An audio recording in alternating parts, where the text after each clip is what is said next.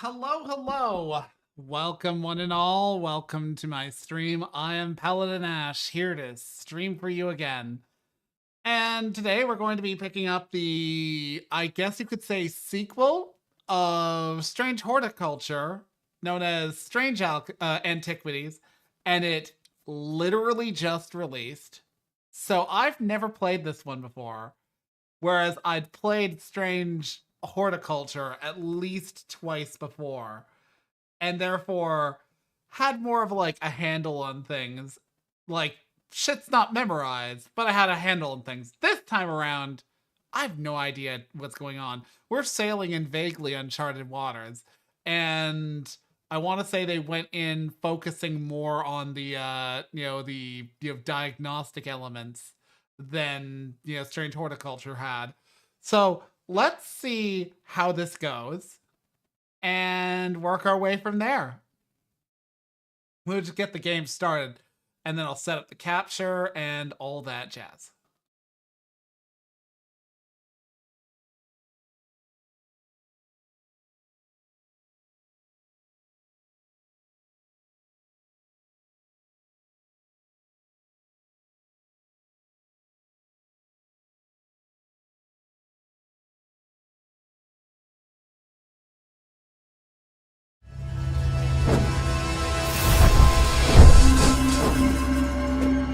Ah!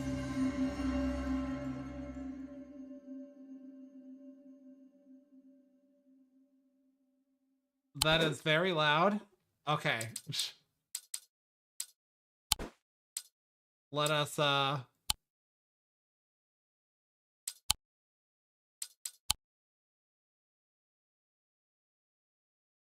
set that to 50. 60. I'm fine. Spider visible.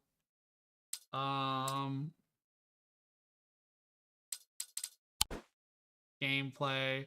No, we don't do auto labeling here. We don't do auto labeling.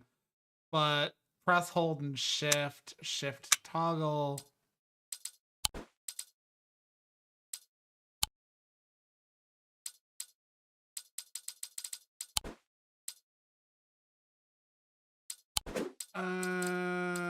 Visuals.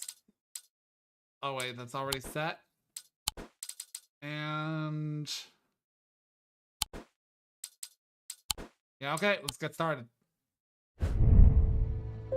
As a thaumaturgist apprentice, there is a lot to learn. Every object must be treated with care, and it is important to identify the harmful from the harmless, the potent from the mild. It was only supposed to be a temporary arrangement when Eli left the shop. Strange Antiquities in my hands. None of us knew that by then the pendulum was already swinging with a terrible certainty that could not be stopped. The ravens were an omen. A circling unkindness of black wings and cheerless cries that seemed, even then, to signal the start of a rising dread.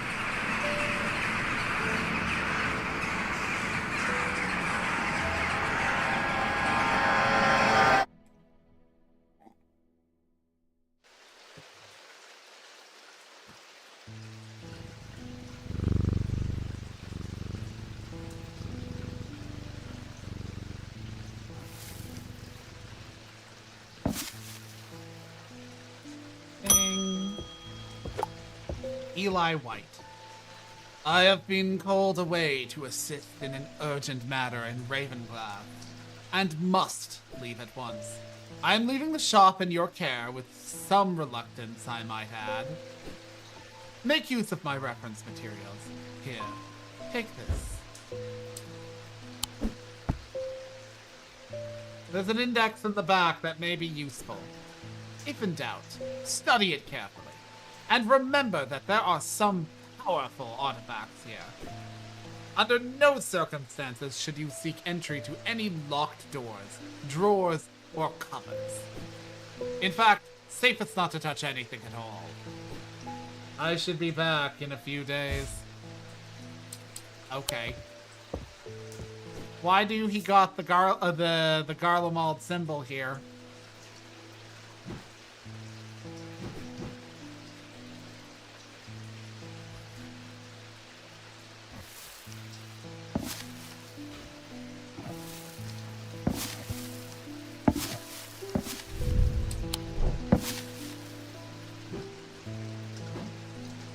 A Ouija board. Well, hello there.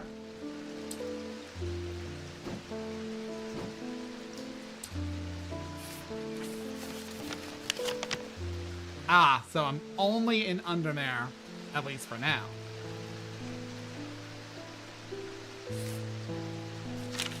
What are you?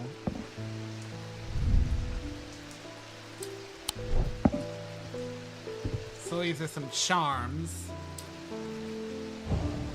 Notice how I immediately ignored that first request. Reminder, I've stored a couple of items in the cellar of the wine merchant next door.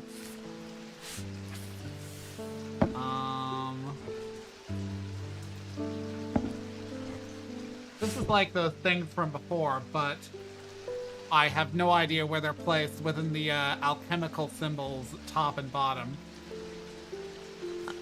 Also, they're kind of repeating, so nothing I can do about that. You can shift to use the magnifying glass.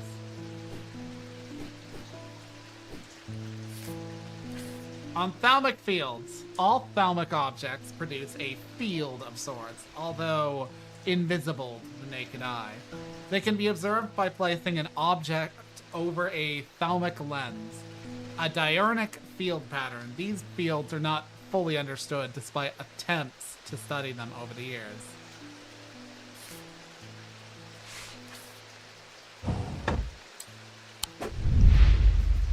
The Thaumaturge, Eli White.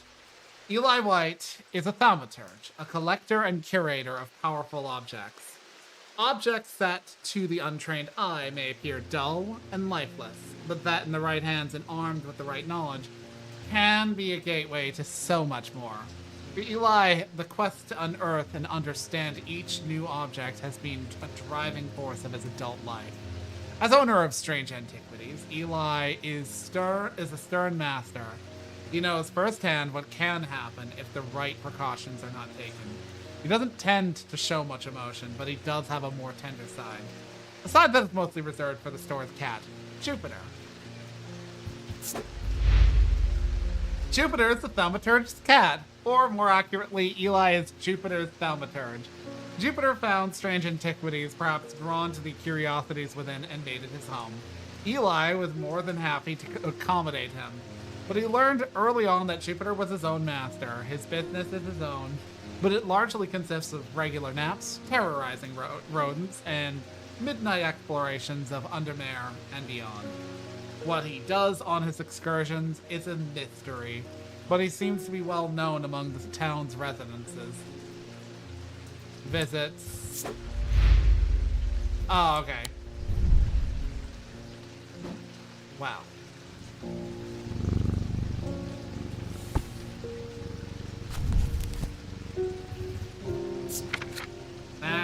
An ecumenical is a receptacle commonly featuring a memento mori that acts as an aid to recollection.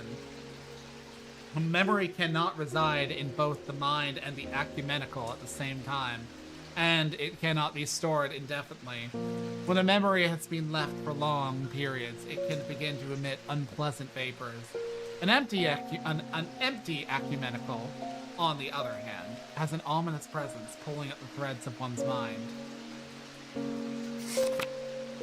Ares Remnant. These objects induce a form of synesthesia, where colors and tones, light and shadow, can be felt through touch.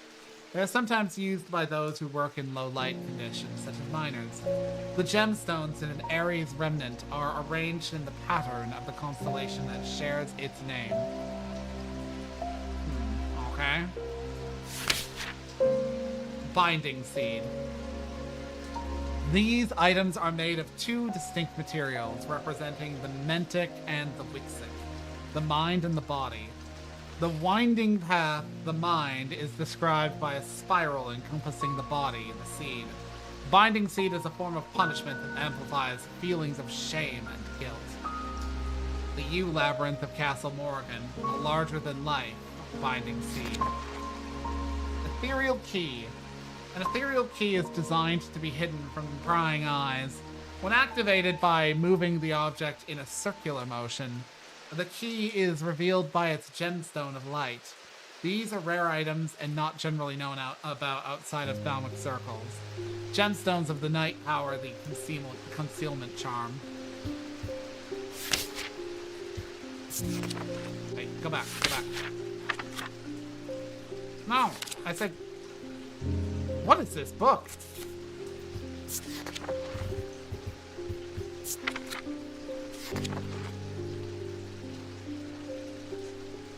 See.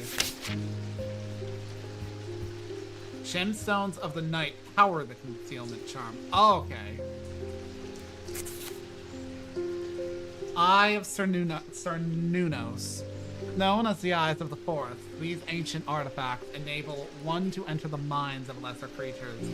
It is alleged that Cernunnos himself wielded an eye. Eyes of Cernunnos are hard to come by. They are powerful and should not be used carelessly. Guise of Lillian.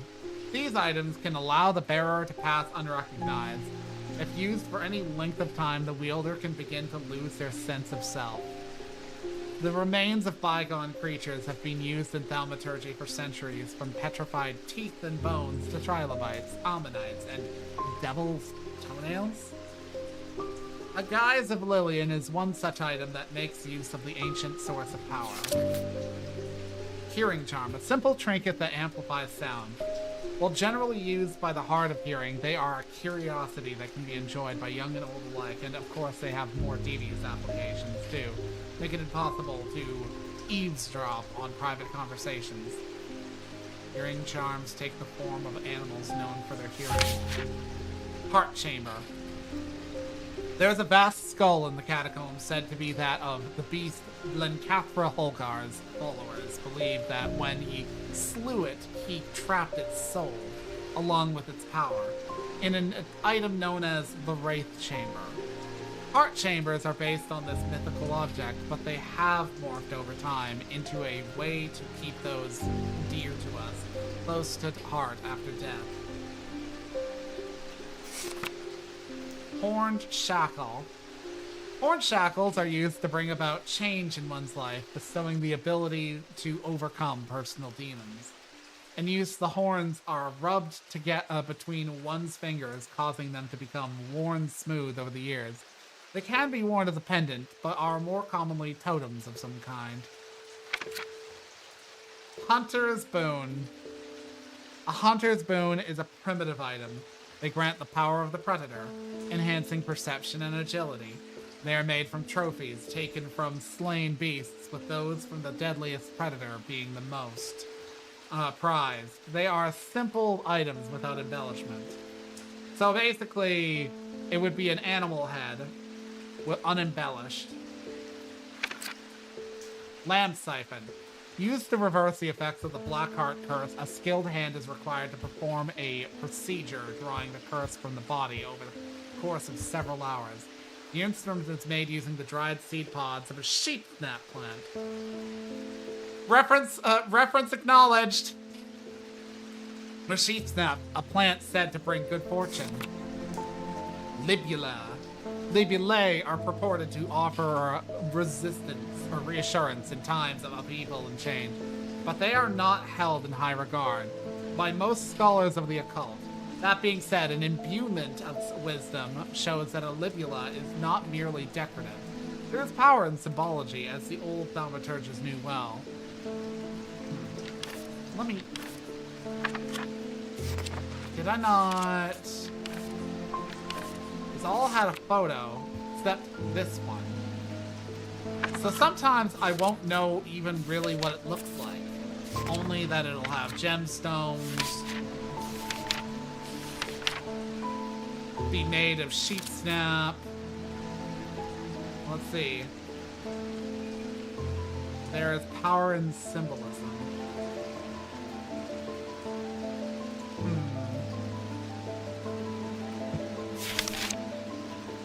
Orford Spire. During the Rite of the Red Knives, an Orford Spire is fully submerged in goat's blood for 9 days and 9 nights.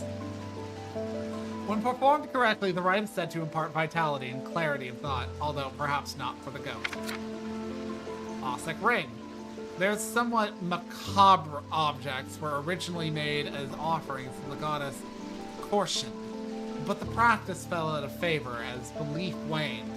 They are hard to come across now, but they are occasionally sought out for their ability to keep vermin at bay. Some say that they can hear Korshin's unearthly hiss when they hold an Ossic Ring up to their ear. Restful Nether. A nether is a thaumaturgus linked to the inner mind. A hot tea made from the Dranthium plant. Reference acknowledged is drunk from them, taking on different properties depending on the type of nether. This particular type can be used to enter a meditative state and bypass the rush and clutter of consciousness, promoting clarity of thought. Sextrum. Protects against insanity in all its forms. These items, like the mind itself, are not well understood. Shadow Hold. A Shadow Hold, or... How many fucking things are in this? Okay, I'm about here. Or Shoddic Vessel is a container of any kind, sometimes a jar, or a bottle, or some kind of box. Oshadic Vessel. It can be used to contain an Oshadic spirit, the manifestation known as Creeping Dark, pulling from the shadows like poison from the wound. Okay, real quick. Oshad. Not Osha. Okay. I was real quick checking Google, just in case this is a word that is not hitting home.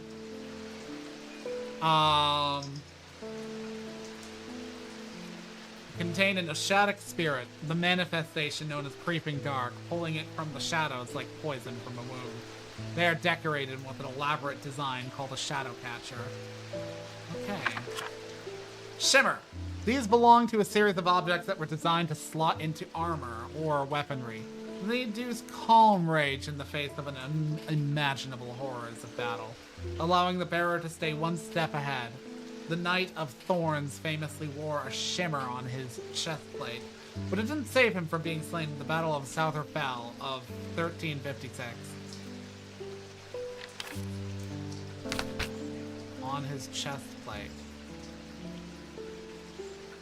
That might be it there, but I don't know what part of this is supposed to be the shimmer.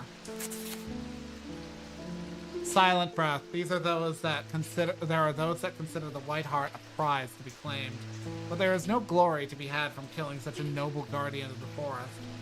A Silent Breath contains a small token taken from a living white stag. While the stag lives, the item will retain its power, allowing the bearer to sense danger before it arrives. Voice of Cernunnos.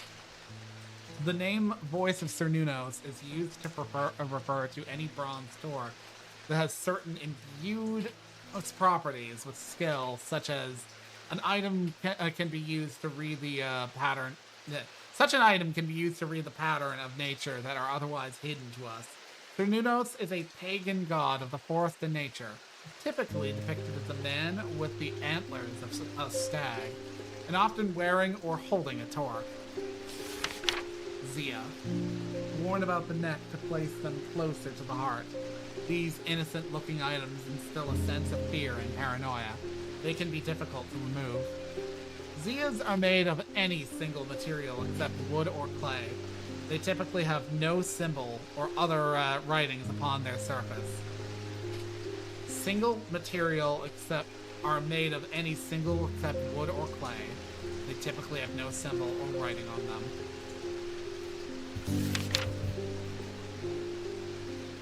Subject.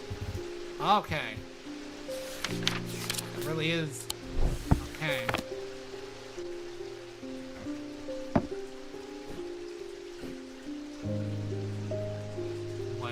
Alright, hello there.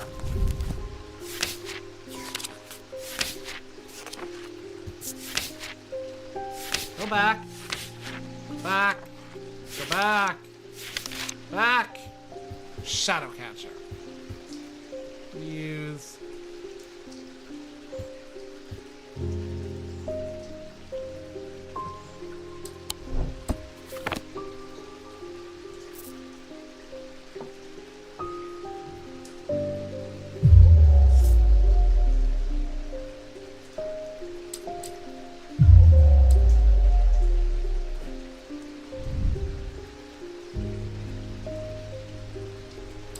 Okay, so let's take a look at you.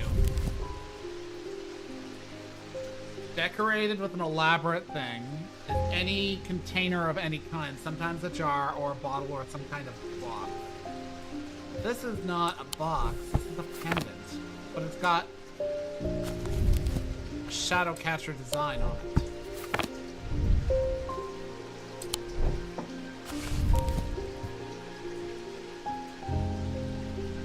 Used to make contain, okay.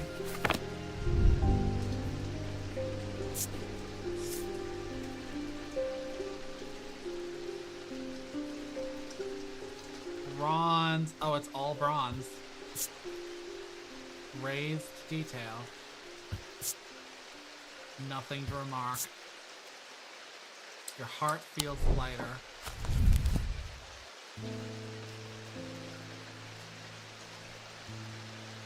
Might call that a shadow. They're decorated with a. I'll call that a shadow cat hold for a moment.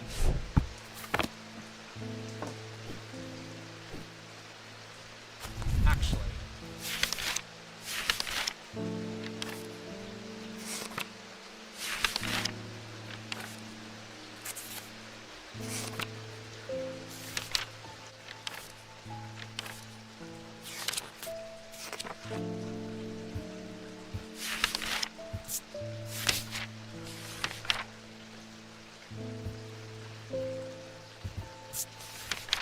Huh.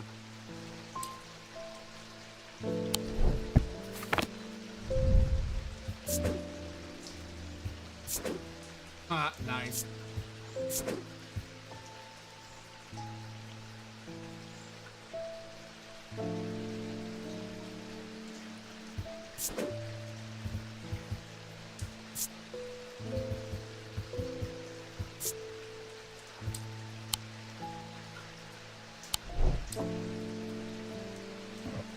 Over here.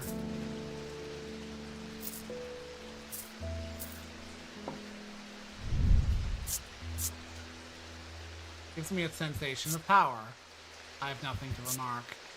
Smooth, but with hard ridges. Yellowy brown. I think...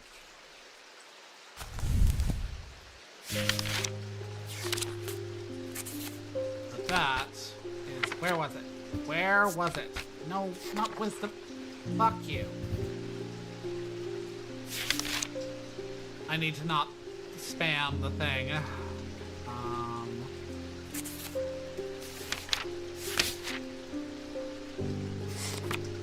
Orc looks like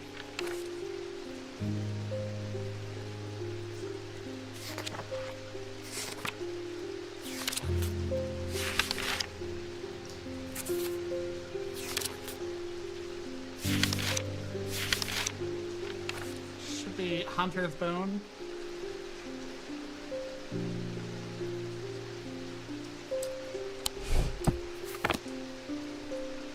I'll call that Hunter's Boon for now.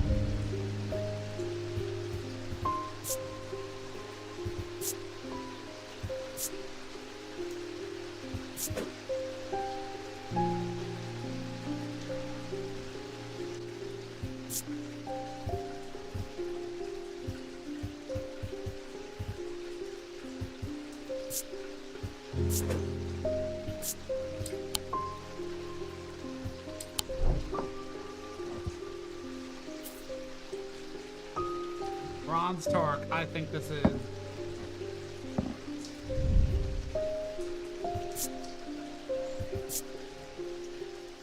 uneven texture, bronze.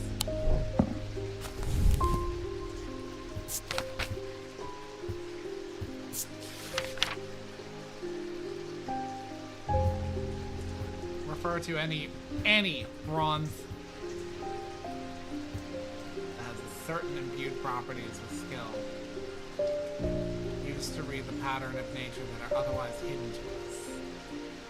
Sir Nunos is typically... Okay, so let's call that voice of Sir Nunos.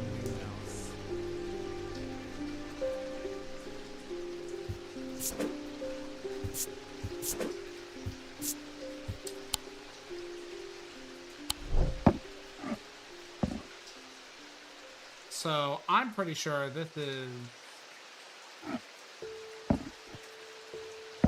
Get over here.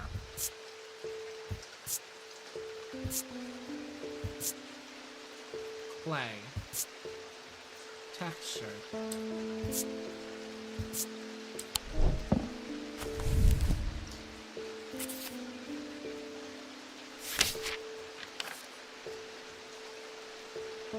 Warn about the neck to place them closer to the heart.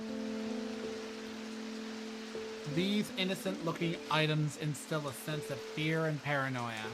They can be difficult to remove. Zias are made of any single material except wood or clay. So that's not wood or clay. Or that's not a Zia.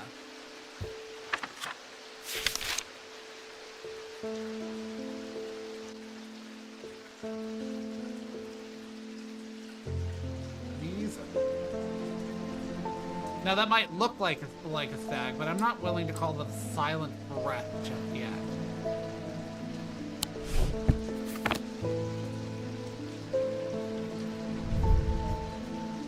Nothing to remark, nothing to remark. So rough and pitted wood. It fills me with a sense of foreboding. Smooth. Dark blue-green gem. Painted to look like bone. Clay painted to look like bone with a dark blue-green gemstone. And has a hostile aspect to it.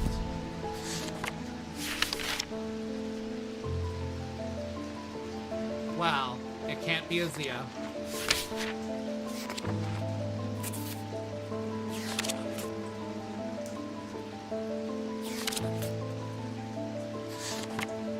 Not you. Not a ring.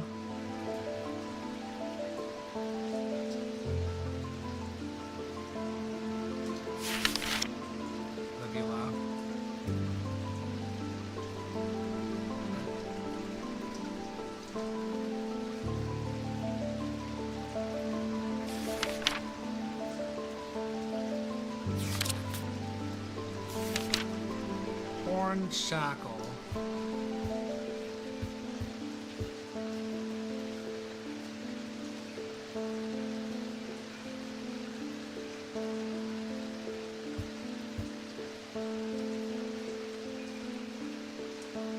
I might call that a horn shackle, but actually, Catacomb said to be that of Blincathra's Holgar. That might be Blincathra's Holgar.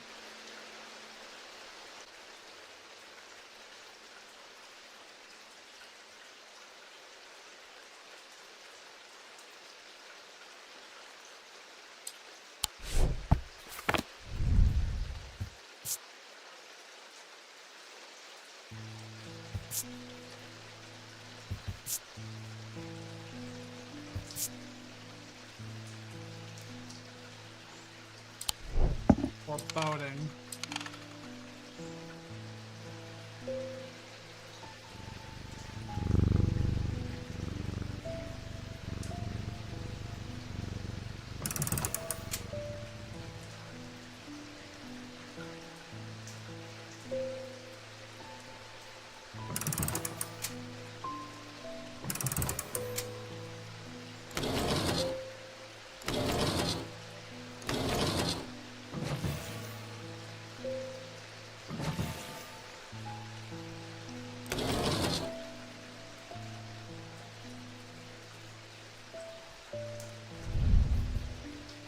I am overcome by a warm, loving emotion. Nothing. Polished. So it's a totem that looks like an owl and makes me feel loved.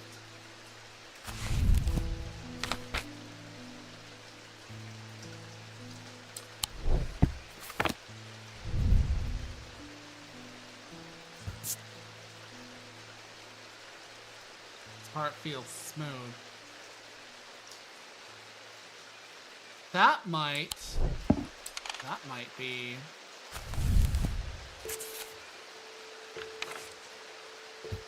In use, the horns are rubbed between one's fingers, causing them to... But they are often... Okay, that's a horn shackle. Or it might be.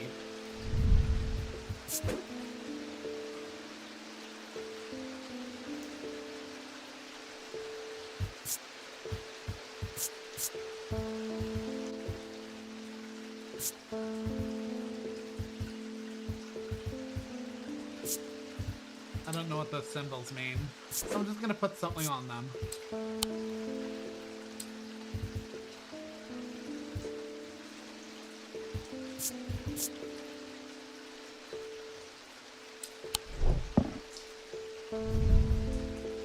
I have nothing to remark. I have nothing to remark. Cool, intricate detail. Iron and green marble.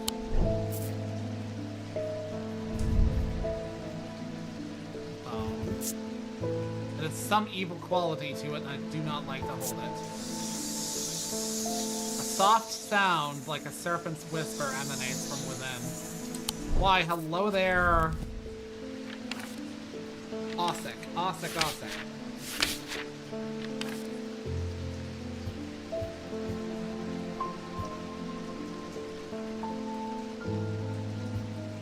It's a macabre object made of bone.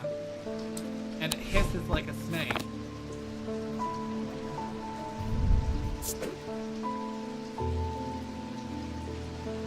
I'm absolute on that one.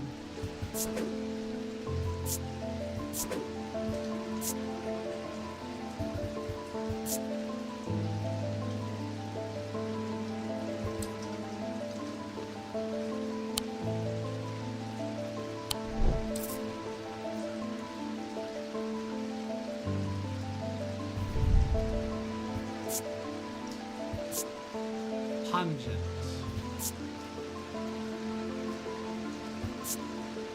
Play. Court. Okay, I put that down as a shadow hold, but this has the shadow hold symbol on it.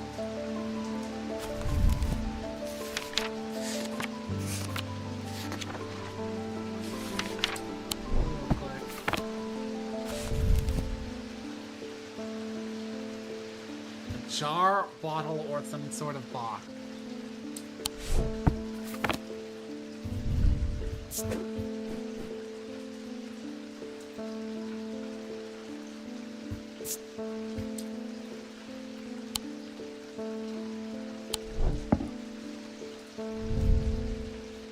Pearlescent blue. Cool and smooth. Surprisingly warm. I have nothing to remark. I'm gonna go back down here.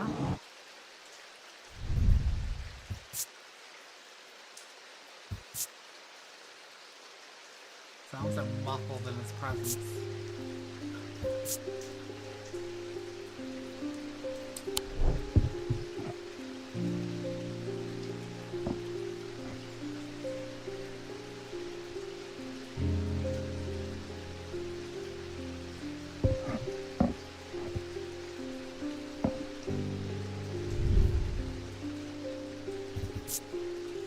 Somewhat painful.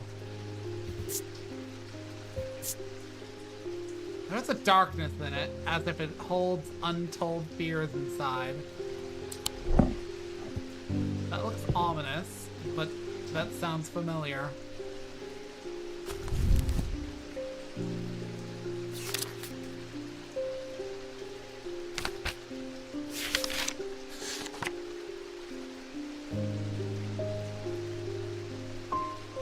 Still a sense of fear.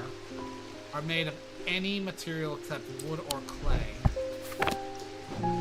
I think that might be a Zia.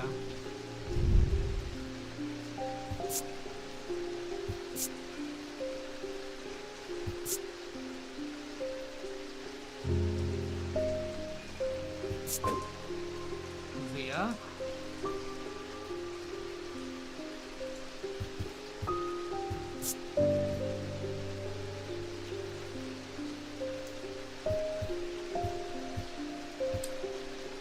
These are a mixture of occult and alchemical symbols.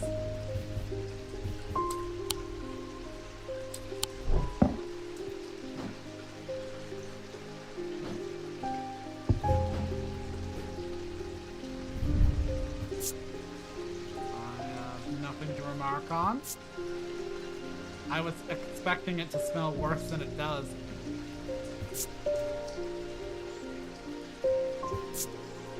Hard and cool, leathery and bony, quite unpleasant to the touch. Withered flesh, grim. Oh, there's more shit over here. Gemstones.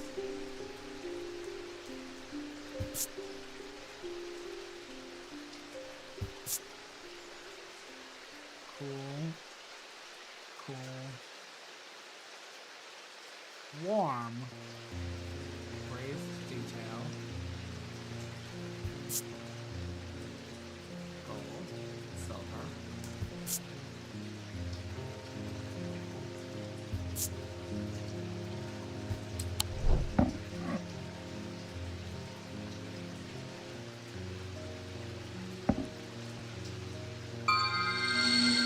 Ah! One of you I knew was the thing. So that's towards... Not you. An ethereal key.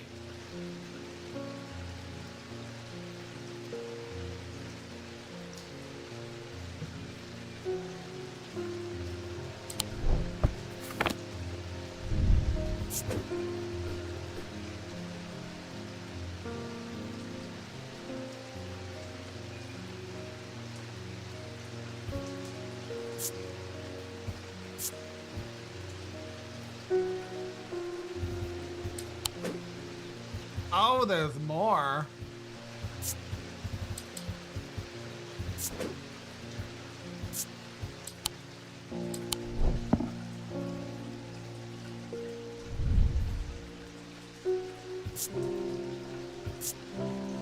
Rough fabric, engraved detail, brown, a cheap metal of some kind, probably pewter. Stone. Rough and pitted, vibrates with energy. I feel a pulsating power like a beating heart. Beating heart.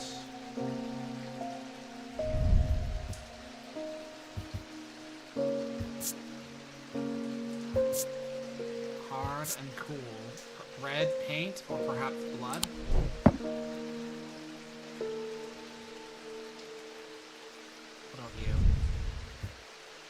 Iron, black gemstone.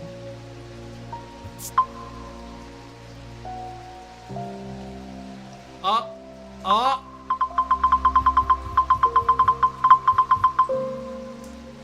I know what you are, probably.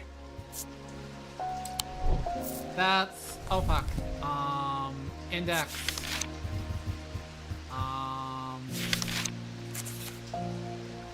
Sound. How about hearing? Hearing charm. No, you take me to hearing charm.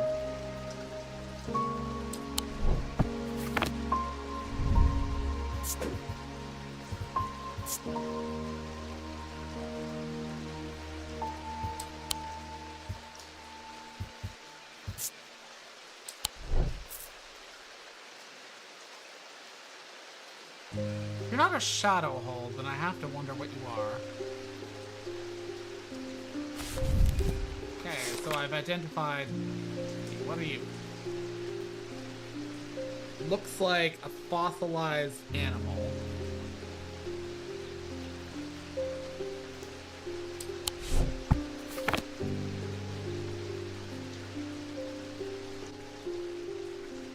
That isn't any one of these.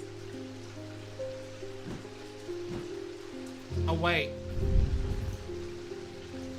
Out of body feeling. Yep. That has an ammonite or whatever it is in it.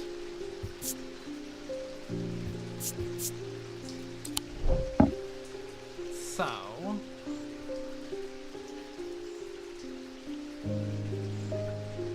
Back here. Guys of Lillian.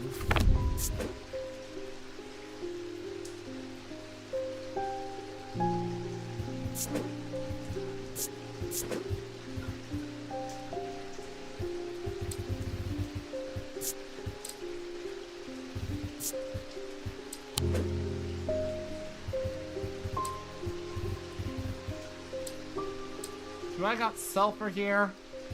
Actually, that's a pretty good mark for evil.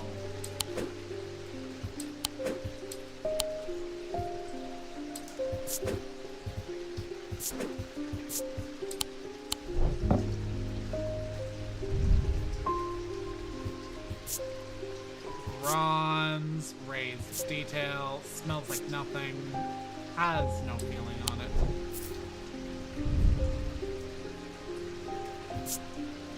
Smells like nothing.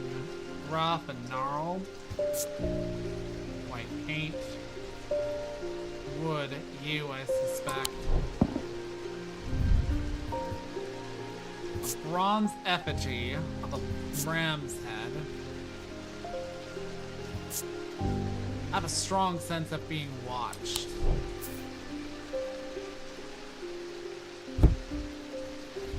Oh, wait. The fuck? It has an energy about it.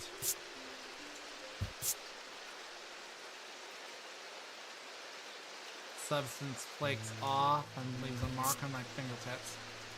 Gray metal flecked with a dark red. It's not rust, it's blood. Ominous.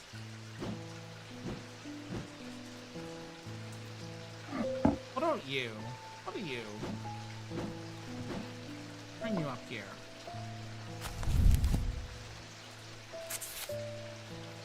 Eye of Cernunnos. As the eyes of the forest, these ancient artifacts enable one to enter the minds of lesser creatures. It is alleged that Cernunnos himself wielded an eye.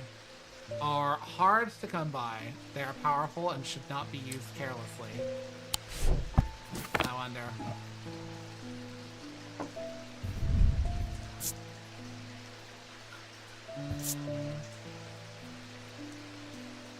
Sounds are muffled in its presence.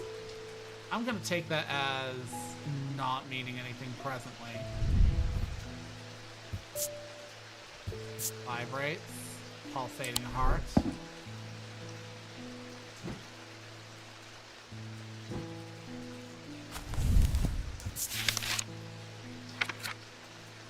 Already seen a Zia. Already seen that. Let's see.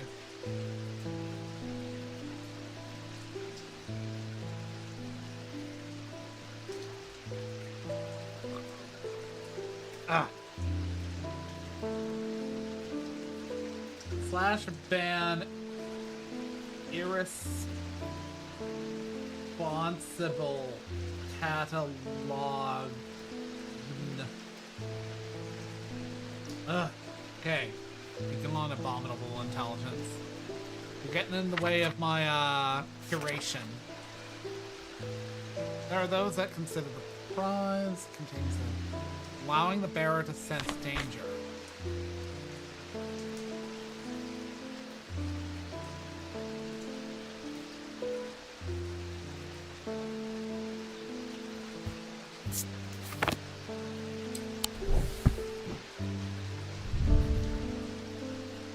Heart feels lighter.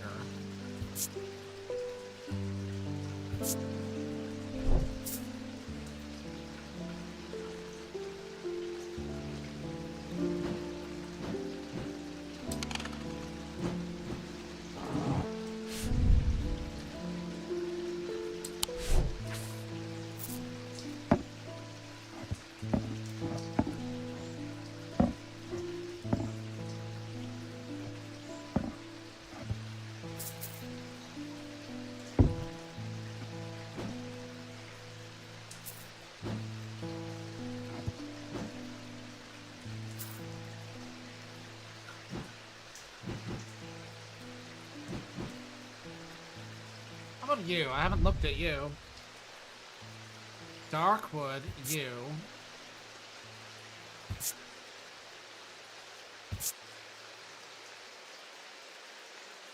Clearly some kind of pendant or totem. A nature one.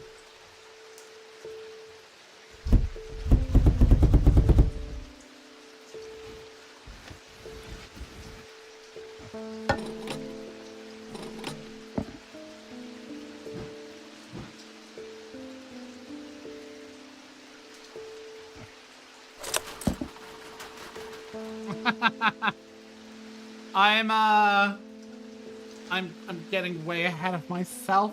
So very ahead of myself. I'm pretty sure I don't have anything for any of these. I have nothing to remark. I have nothing to remark. Nothing to remark. It's a bronze thing that looks like a belt buckle.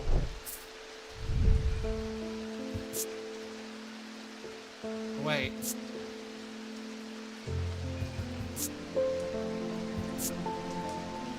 Bronze and gold has the mark of...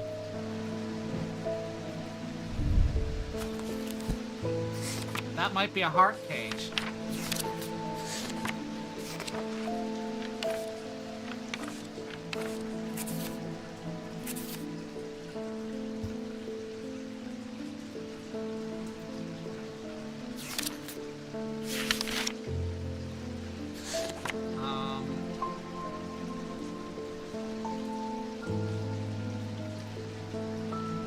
I feel like I'll recognize fucking T when I see it. During the rite, an Oxford spire is fully submerged. That is an Orford spire.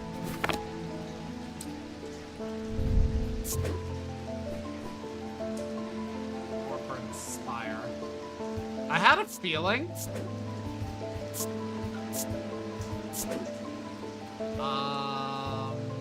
Yeah, you.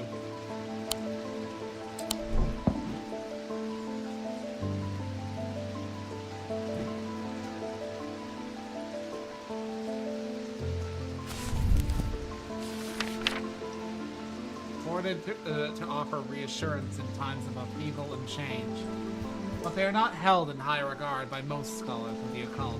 That being said, an imbuement of wisdom shows that a libula is not merely decorative. There's power in symbology.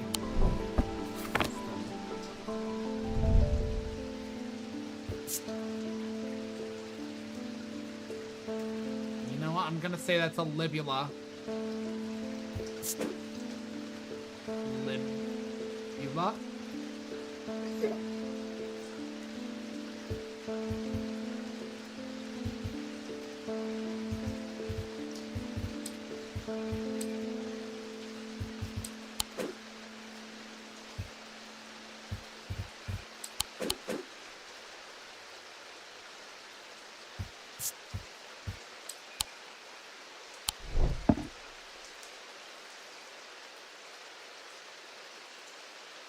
I keep meaning go through. Liam's Siphon. Used to reverse the effects of the Black Heart Curse. A skilled hand is required to perform the procedure, drawing the curse from the body. The instrument is made using the dried seed pod of a sheepsnap plant. So it's like a little ball thing.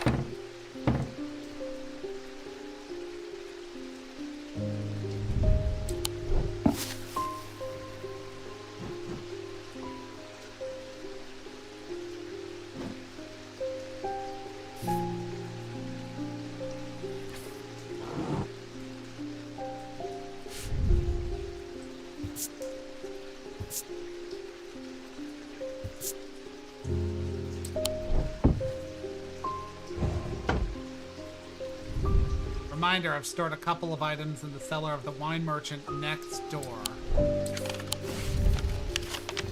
Where are we?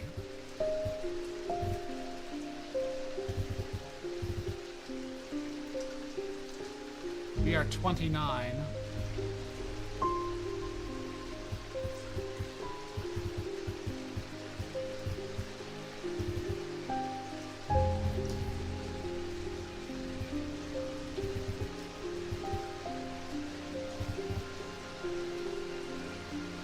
I mean, this is next door. The proprietor, a Miss Cranmore, begrudgingly grants me access to the cellar when I explain that I'm from Strange Antiquities next door. Yes, well, take the lot of them out of here, would you? I can't say no to Eli after all he's done for me, but I don't like the thought of those unnaturals in my cellar. Why, hello there, additional shit. Which means that is marked off.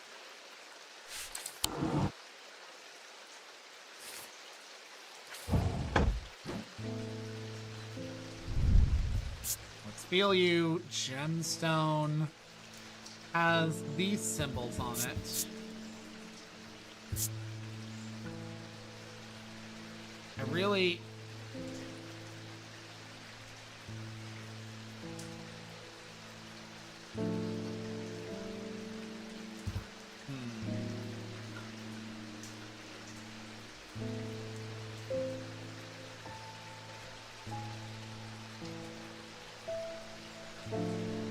You know what? No, I won't look that up just yet. Because that will give me massive spoilers, and I don't want spoilers. I just kind of want to know what this means, and this means. Actually, I can look that up. Alchemy and cult symbols.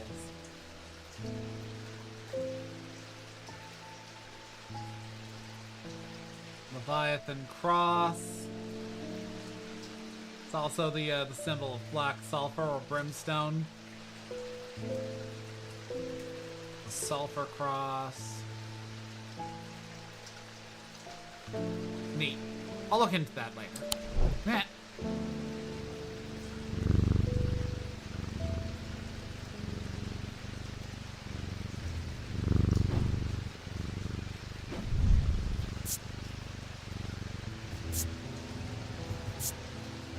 Hard and cool. Red paint or perhaps blood. I suspect you are a binding seed. Made of two distinct materials representing the Mentic and the Wixic, the mind and the body.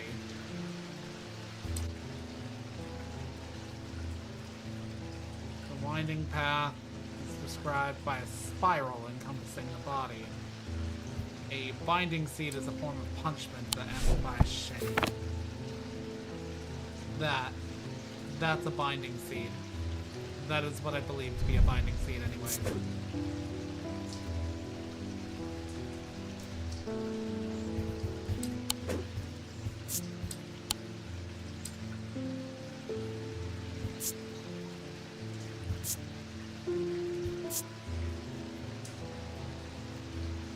Yeah, okay.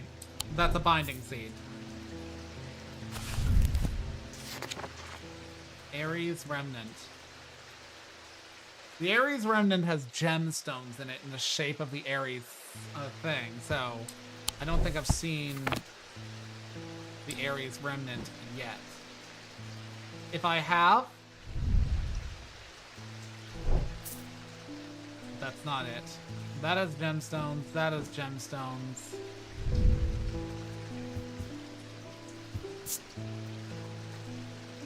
Pointy texture.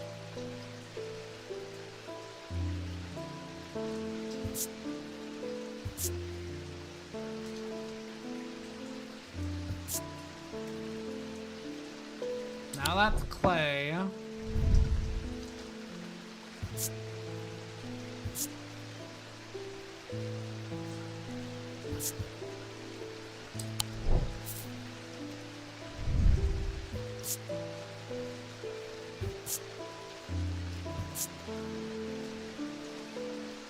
Hard, cool, and warm.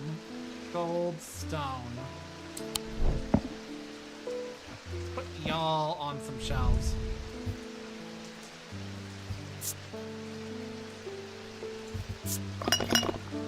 Strong odor, and when I shake it, it rattles.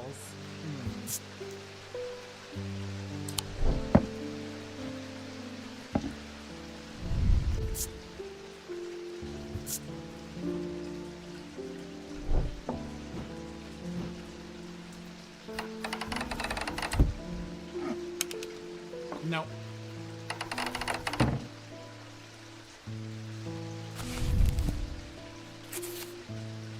Ecumenical is a receptacle featuring a memento mori that acts as an aid to recollection.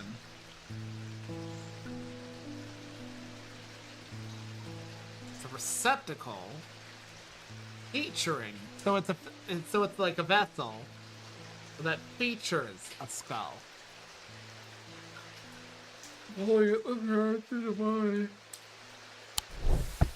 So,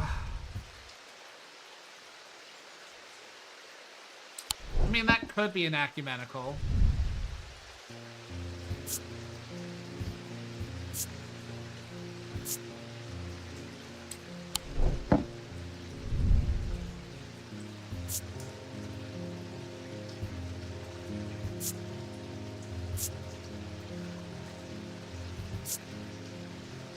Looks like a compass.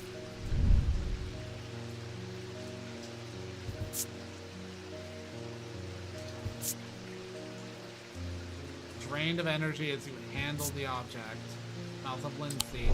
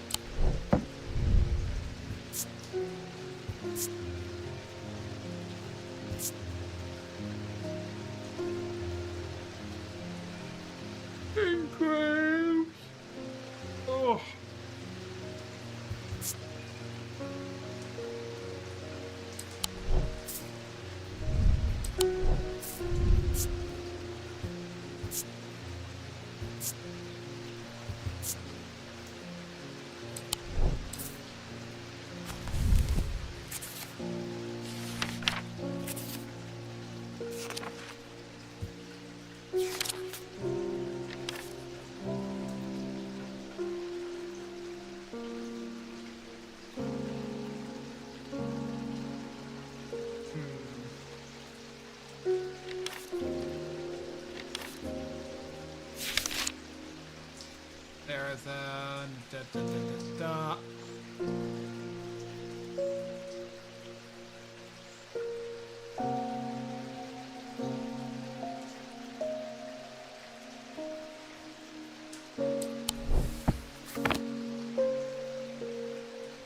let's call that a heart chamber for now.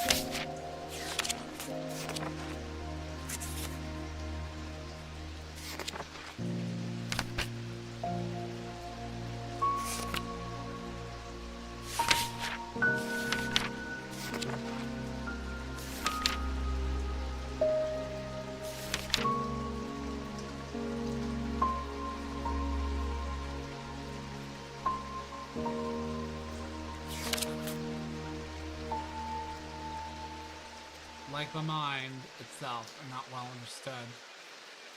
Protects against insanity. Doesn't really say much beyond that, so I'll have to work with that over time.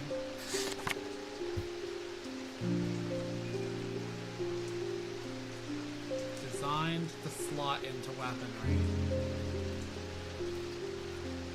Induce a calm rage in the face of... Okay, so I haven't found anything that even implied that.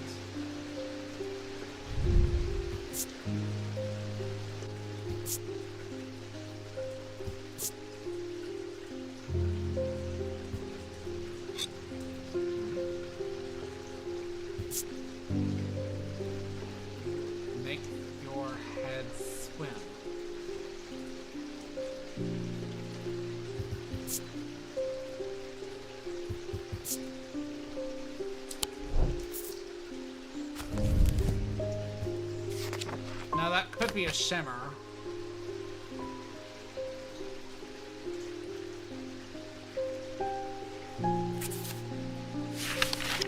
And it does fit the description of something that would slot into armor.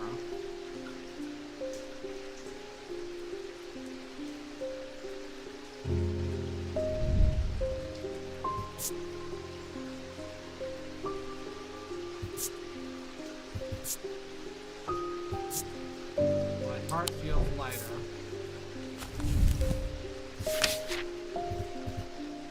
It's like the last time. I kind of spent like an hour just diagnosing things. I'll put shimmer question mark on that.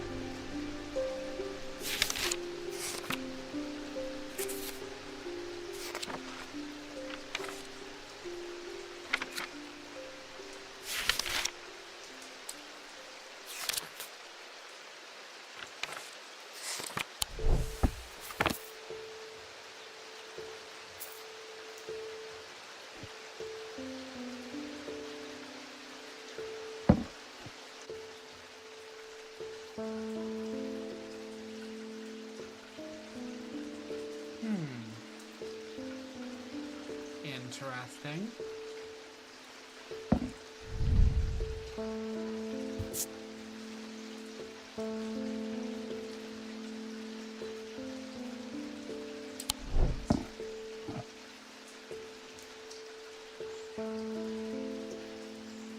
I see that, but really.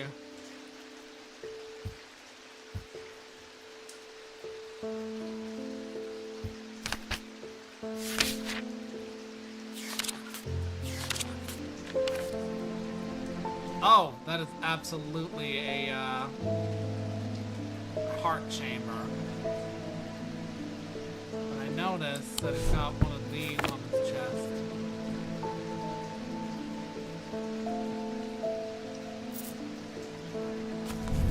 Not quite sure what to make of any of that chest yet. And I would say that's an Eye of Cernunos.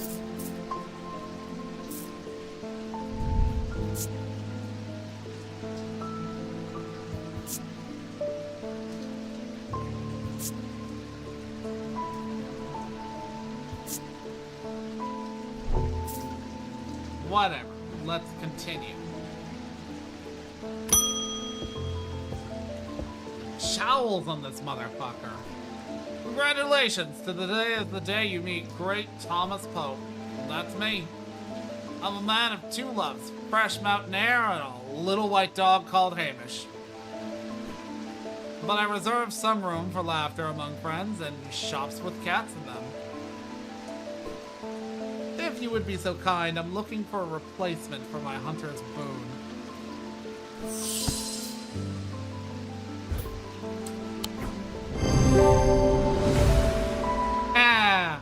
This is a tiger's tooth, a trophy from a predator. On closer inspection, it gives a sensation of power. Selenic totem. These carved totems are more commonly known as moon hearts. Can be imbued with sentiments of feeling, such as love or joy, and then held tightly so to recall the same feeling. They sometimes feature crescent shapes associated with both the Selenic and Gnostic disciplines. Indeed, the form of the item itself will often have a connection to either the moon or the night. Wow, where have I fucking seen that? You could add labels to things. Yeah, I've been doing that.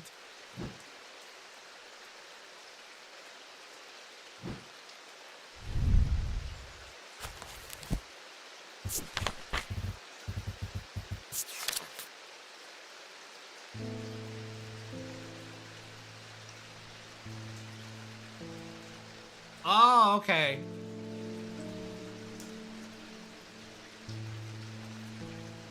I think that actually might be a Selenic tome.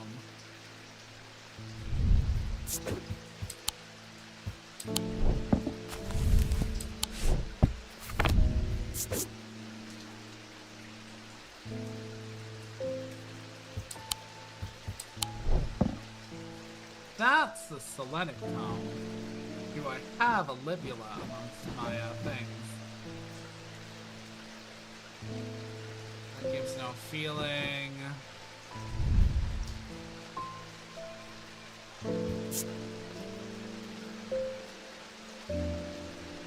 Sounds are muffled in its presence.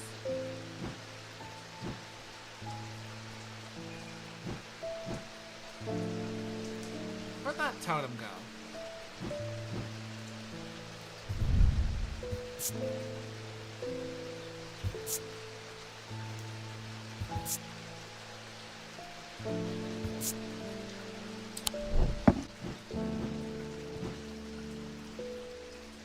Oh.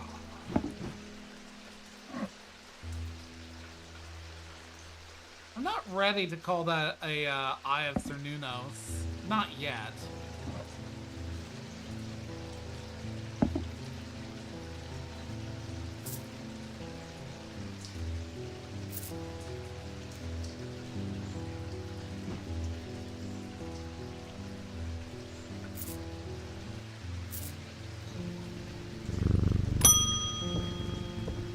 Jack Hungerford.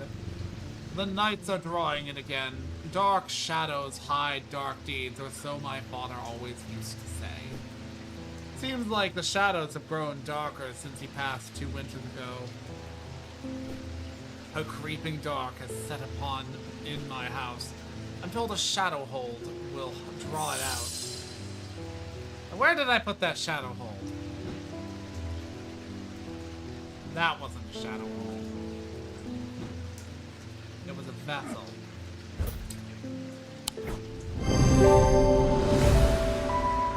This item is a container of some kind. The design of the bottle is the same as the sketch.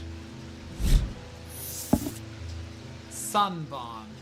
A sun bond is a small, lightweight, designed to be carried discreetly and made of a non-precious metal of some kind, housing a gemstone of light. They carry the warmth and the light of the sun, a brightness that can be pierced, that can pierce the darkness.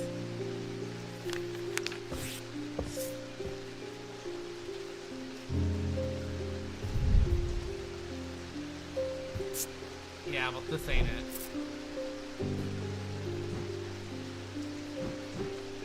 And frankly, none of these are.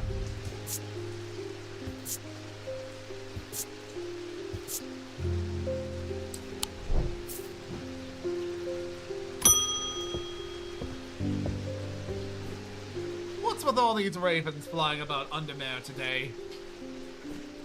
I can't remember ever seeing anything like it. Not a good day to be the sort who believes in dark omens. A letter for you. Yep. Strange Antiquities by the same people who did Strange Horticulture. It released very recently.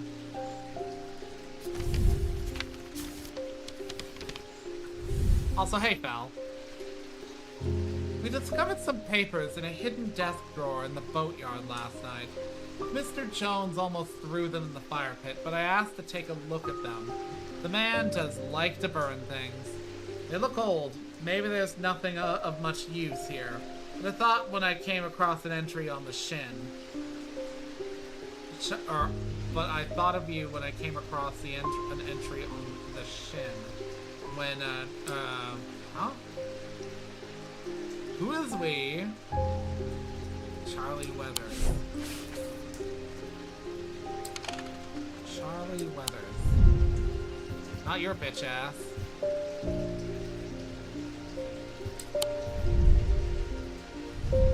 Game cross an entry on the shin.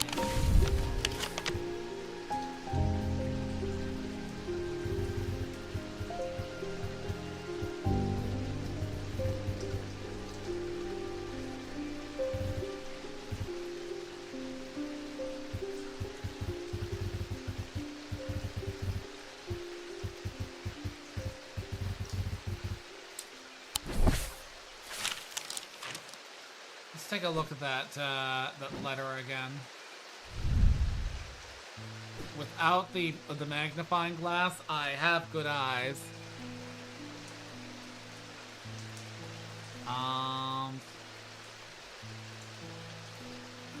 Discovered the papers in a hidden desk drawer in the boatyard last night. Boatyard. That's what was the boatyard. 8.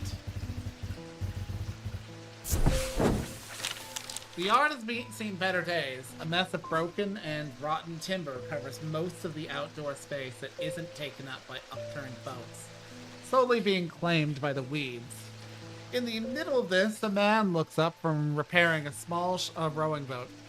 "You must be from strange Antiquities," he says with a smile. He takes me into the dilapidated office where 2 metal buckets collect drips of brown water and a thin window pane rattles with every footstep. He pulls a sheaf of browned papers out of the desk and places them gently in my hands. Sleep vessel. The 6 points of a sleep vessel are said to represent the 6 thalamic disciplines: Selenic, Dradic, Noctic, Diurnic, Wixic, and Mentic. They help people to stay awake beyond any natural limits by storing their fatigue. Over time and repeated use, they become more and more difficult to handle, as though the undreamed nightmares within are beginning to seep out. Apparently as an afterthought and somewhat reluctantly, the man gives me something else as I'm leaving. "I've no use for it," he says. "Don't even know what it's for." Well, I'm pretty sure you just gave me a thing with 6 points on it.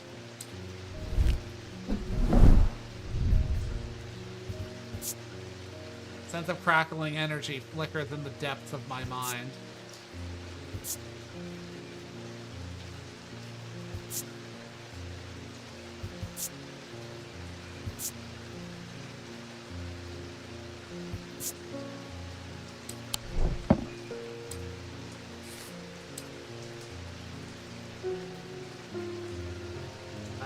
Where was it?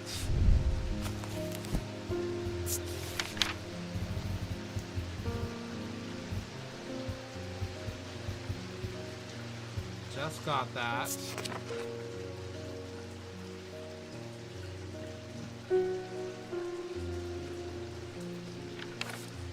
Helps with sleep. Okay. I'm gonna call that a sleep vessel. These common items are made using material with connection to the ocean.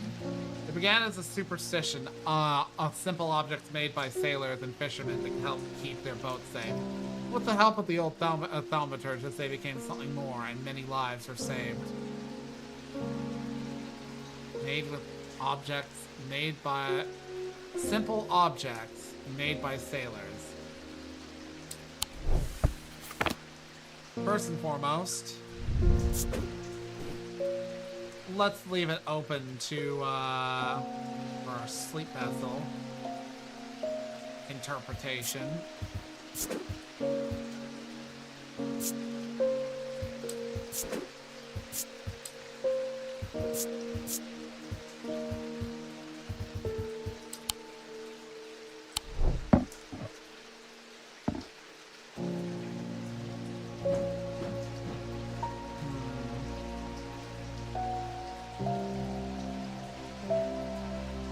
I mean, this is not simple, and it's not carved from bone or any sea-related object. So I'm gonna assume that it is not that for now.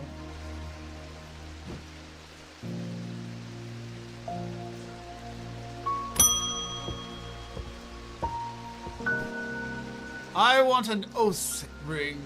Oh, sleep. That's a pleasing word to hold on the tongue. Okay.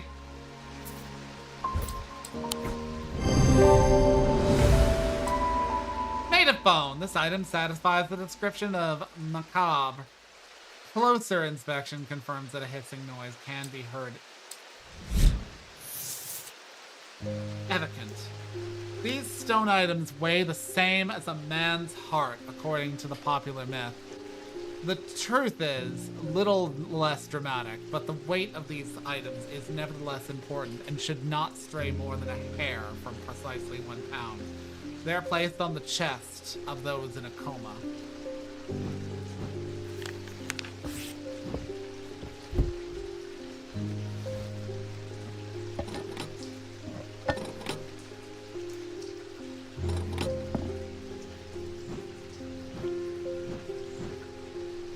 Okay, so what was the description of that? Evocant. Stone item weighing the same as a man's heart.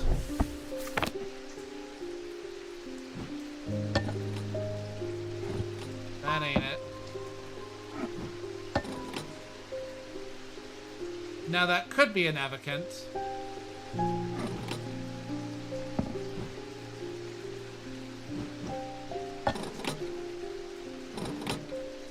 Fuck it. Eye of Cernunos.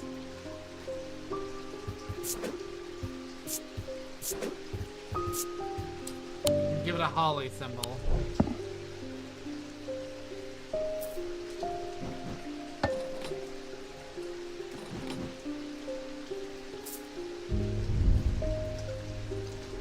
Oh, yeah, okay. That's an evocant. Evocant? Kinda looks like a heart, if you squint.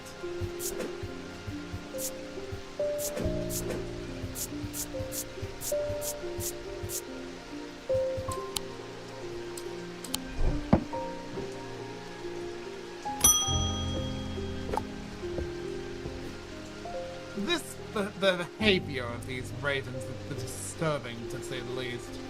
As a rule, they only come together to feed.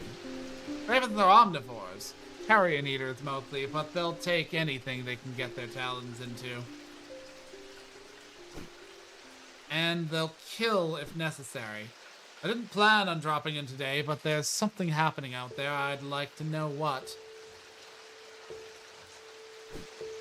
A voice of Cernunos might help put me at ease, or it might do the opposite.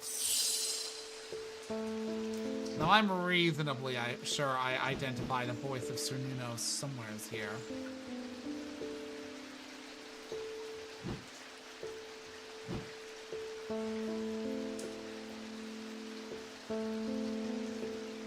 Oh, right here.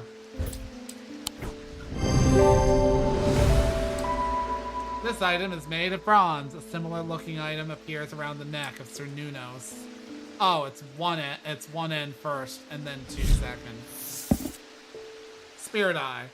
There are some who stay away from Spirit Eyes, believing them to be a window into a world that should not be seen, and others who deride their fear as nothing more than superstition. It's not clear exactly what they do show. Another layer beneath the visible, perhaps a layer that requires something more than traditional. They draw their powers from the opposing symbols inscribed upon them.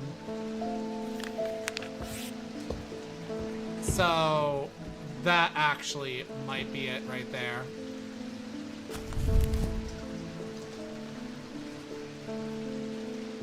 So that was...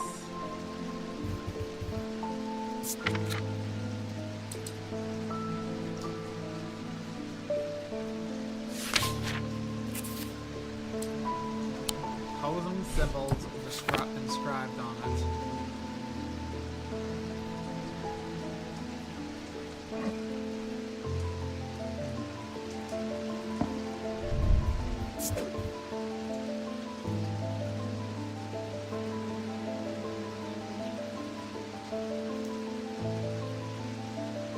fuck was that called? God. Weird eye. This don't got opposing symbols on it. But this do.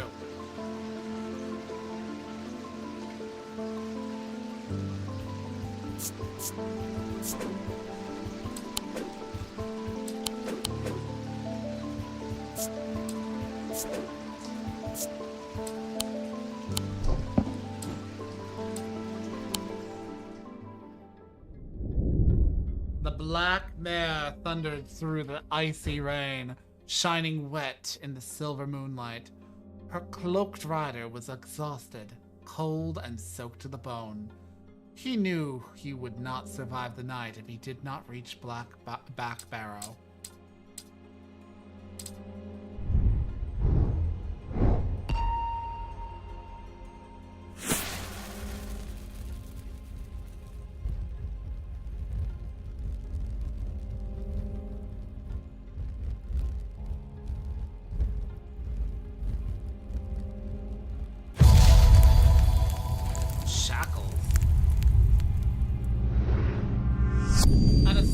Prisoner ran northwest. He hid me in the first building he came to.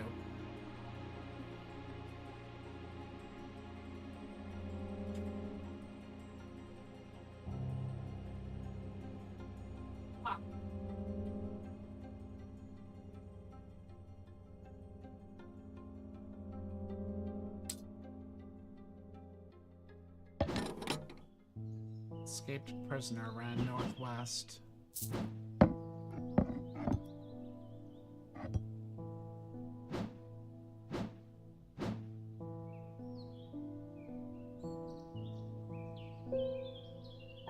Well, hello there.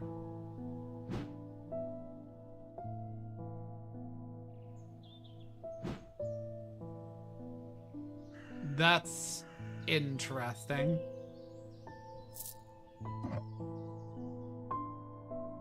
It only points at this statue.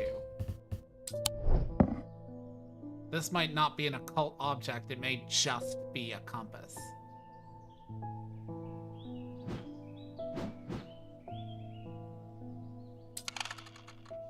Prisoner ran northwest. Hid me in the first. Oh!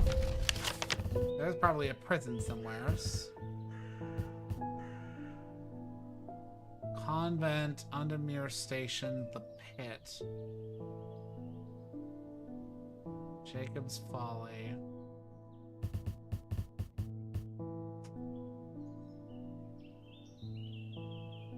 Naylor Island.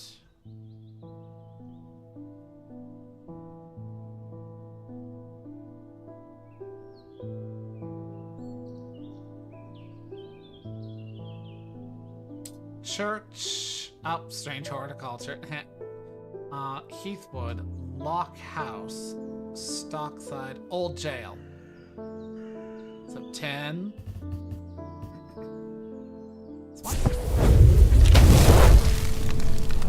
The dilapidated warehouse is dark and imposing, and the struggling flame of my lantern does little to pierce its depths. I slowly search through its contents with a sense of despair, wondering if I'm even in the right place at all, when suddenly, and unexpectedly, I uncover something of value. More relieved than elated, I take the trinket back to the shop for further study, and a warm drink. Relieved and elated, are you? This thing looks creepy.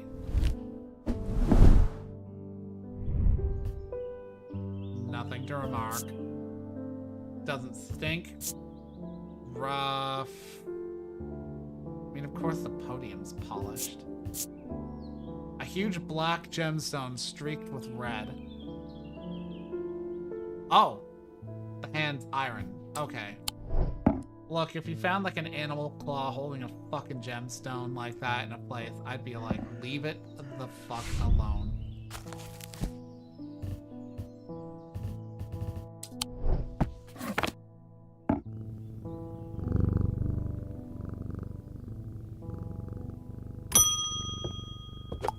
Verona Green. You look a little bit different from the last game. Oh, well, that's just perfect. Undermere's fizzing with the fear over these ravens, and the thaumaturge has left his apprentice in charge. Sorry, my dear. That was rude. Pay no attention to me.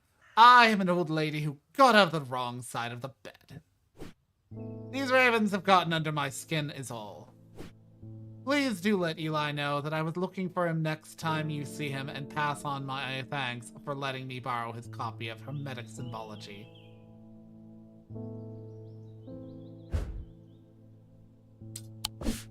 Why, hello there. These are the 3 branches of thaumaturgy. Each of these is split into 2 disciplines, represented by the following symbols. Selenic. Okay, so Earth with an orbit and, I guess, triangulation, and the moon. So it's the lunar circle. Daedric of the Earth, so the Earth cycling around the sun. So celestial. Oh, okay, so the 3 branches are celestial, diurnal, and individual, which self-divide into 2 disciplines. So diurnal is diurnic and noctic, or of the day and of the night. Individual, mentic, and wixic. Calm, confusion, death, deception, fear, foresight, fortune, hypnosis. Okay. Protection.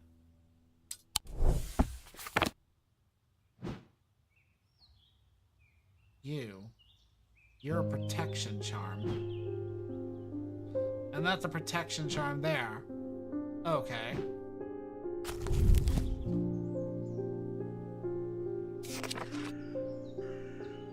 Vinegar, tallow, ashes, oil, verdigris,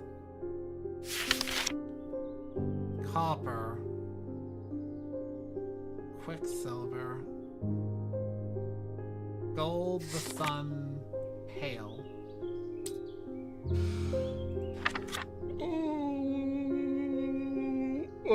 Which is not... Blessings, horned god. Okay.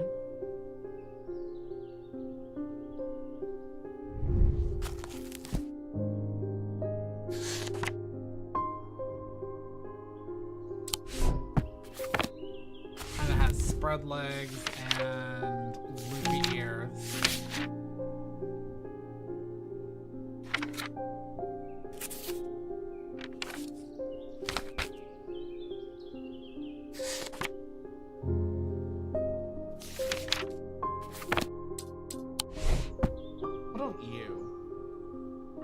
Of just that symbol over and over again.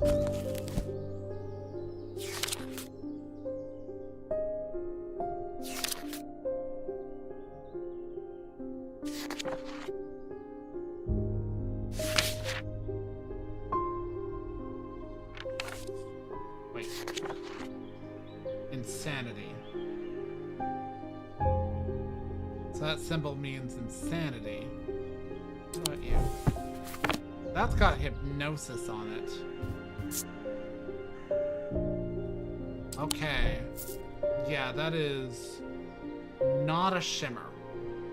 Oh wait, no. It might be.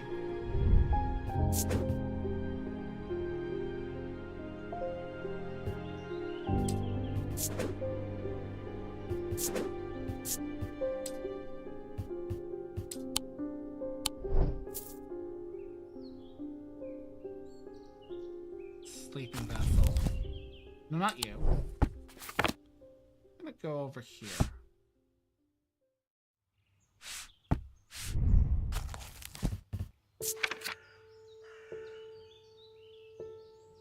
Six.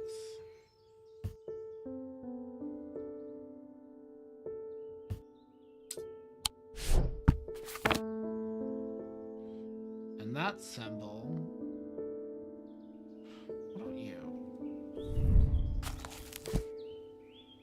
3 legs and a cross.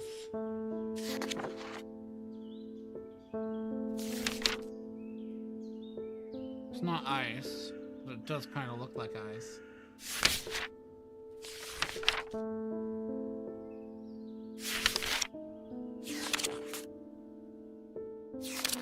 Wait.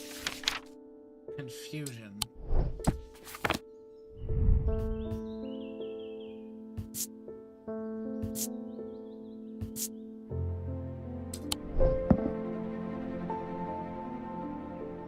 You can put the books on the table on the screen.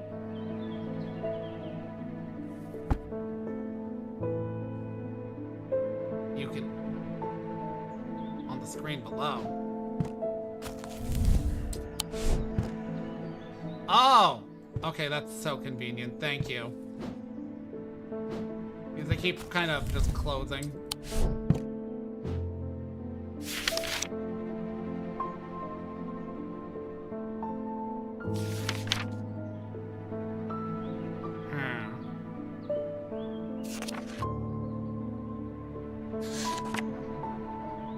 Already diagnosed doobies have already gotten past that. Protects against insanity in all its forms. These items, like the mind itself, are not well understood. So, protection against insanity. Whatever. Tess Sherwood. I feel paralyzed. I have no job, no partner, no friends, no prospects. I heard a horned shackle might be the answer. Horned shackle. Give this a go. The item has horns. Closer inspect reveals that the horns have been worn smooth. Book entry. Vestiger. A vestiger can be used to prevent the spread of disease and pestilence. Among the other oddities, flames burn pale blue in their presence.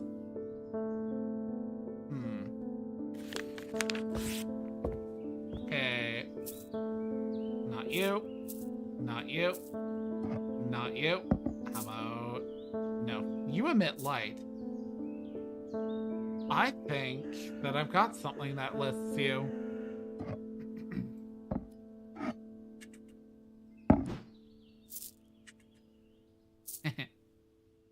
How about you? Oh.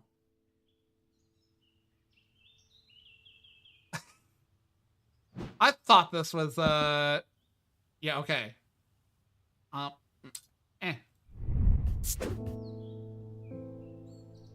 There we go. There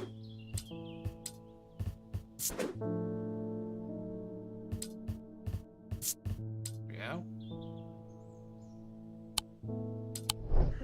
Oh! I didn't know that. Thanks for pointing that out.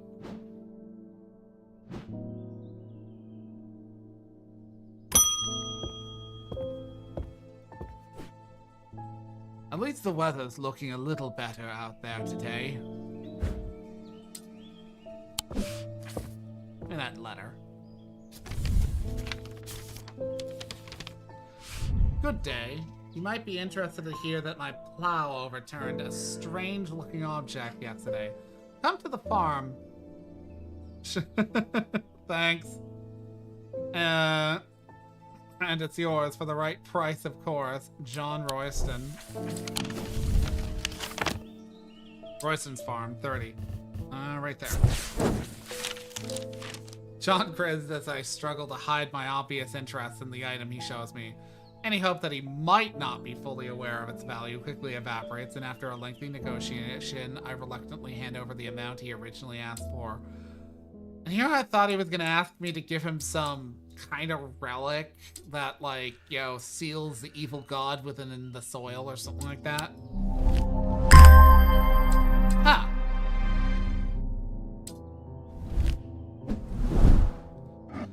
Yeah, I previously played Strange Horticulture about a year ago. Really enjoyed it enough to play it twice more. One of those times on stream. And when I found out that you could just auto-label things, I was like, no, we don't do that in this household. I just kind of like label things on a whim, but also try to keep things labeled under my own power. Tarnished silver.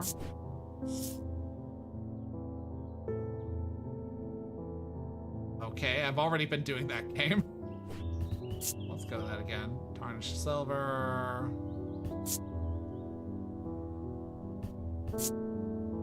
No remarks. A raven iconography.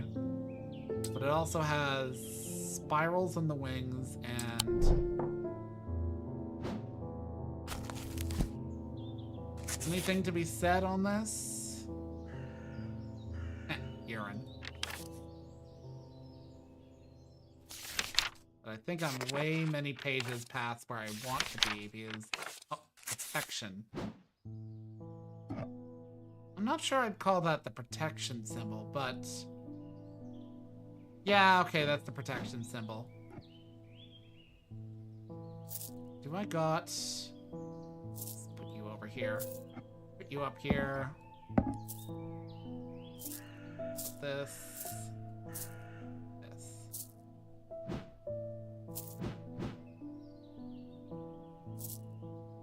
Honestly, too many things on the same shelf. Go up there.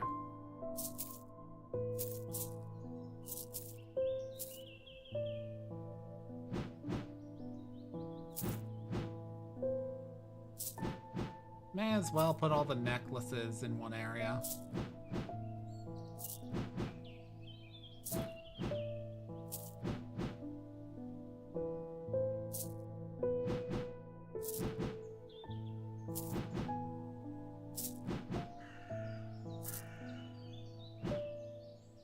Put you there.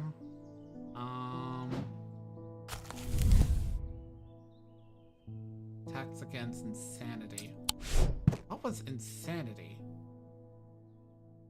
Because I want to say... No, wait, no. I remember what insanity was. That does not seem to have any iconography related to insanity on it. So I would assume that anything with protection against insanity would have this symbol and the protection symbol on it. Which may well mean that that is a sextrum. I was given an object that looked like a sleeping vessel based off of the description, but that might have been a deliberate red herring. Let's call you a sextrum. And slap on you. There we go. Now let's just change it for the shits and gigs.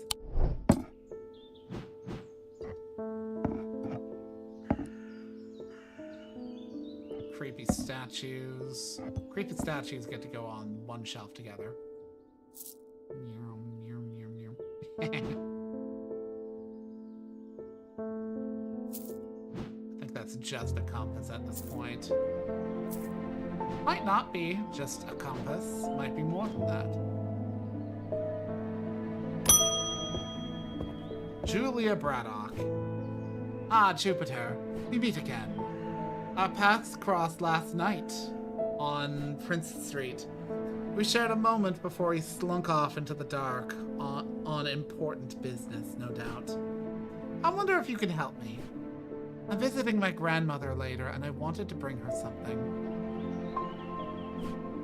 She lives all alone on the edge of town, out on Clanbrook Road, and I don't always manage to get out there as often as I'd like. I thought maybe a moon heart would bring her some comfort. A moon heart. I believe I know what she's talking about, a Selenic totem. Which I just... I believe that is... Yeah, that's a Selenic totem. But before I give that to you, that's the wrong symbol. Icon? I believe it was this one.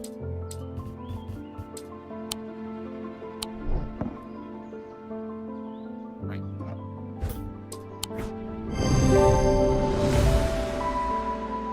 This is a carved totem. The owl is associated with the night. It bears a concealed crescent shape.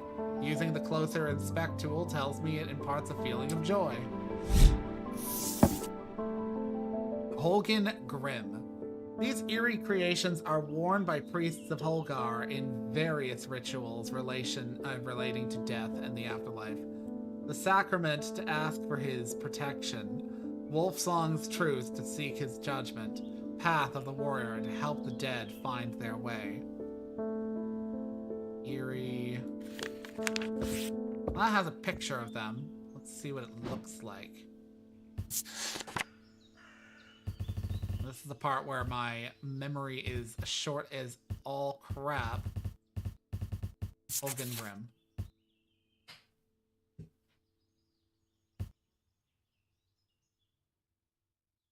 Let's see. Eerie creations are worn. It looks like it's a mask, actually. You know what? You.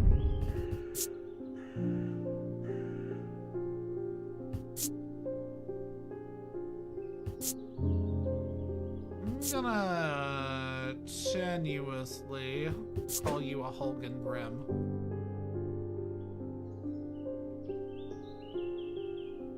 Slap a little, you know, question mark there. I don't know what symbol to put on that. Oh. I think that is black sulfur.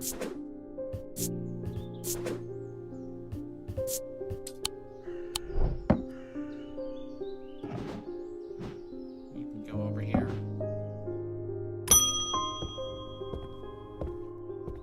Daisy Winters.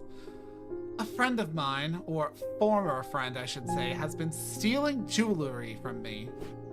3 necklaces have gone missing over the past few weeks, including one that was a gift from my late grandmother. Do you have a suitable pendant that I could leave lying out for her to find that will teach her a lesson and make sure it never happens again?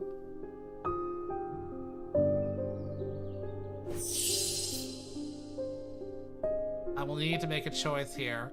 There are no wrong answers, but my decision will no doubt affect the events in motion outside my shop. Now, see, I'm pretty sure giving her a Zia would be the harshest thing I could give. But let's shame her.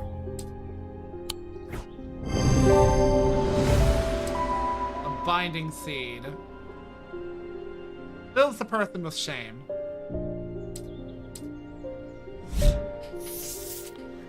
A shield charm.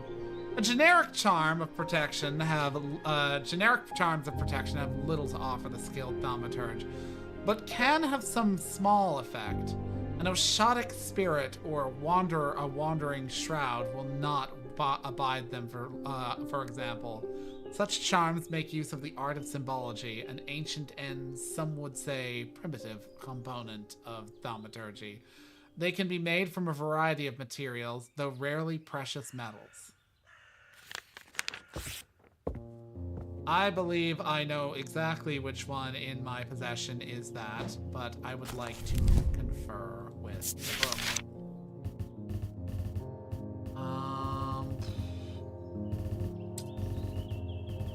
Why is it that I look a thing right in the face and then proceed to be like,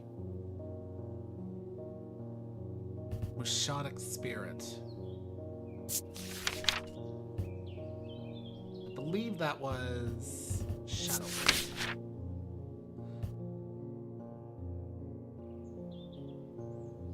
Known as Creeping Dark, pulling it from the shadows.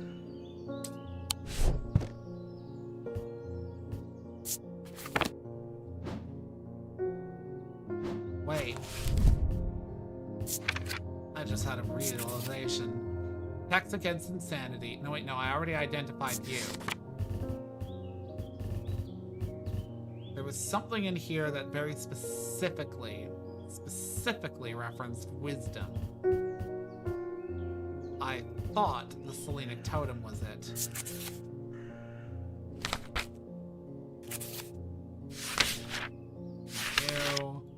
Not you.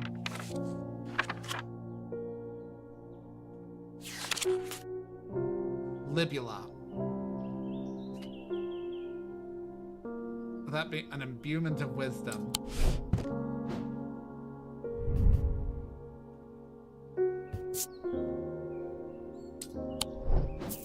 look and see if that swirly outer exterior pattern it means anything.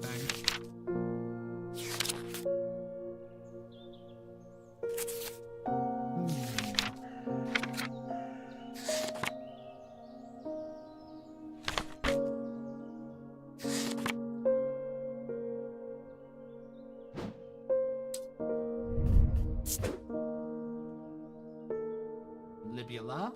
Let's just slap a question mark on that. And give it a temporary tag. What exactly was that symbol again? Two half circles with a line connecting paralysis. Paralysis circling an open center.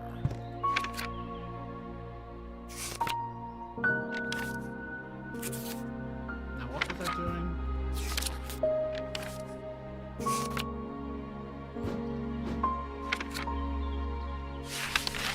Already identified you. Ares Remnant. Haven't found one of you. Haven't found one of you.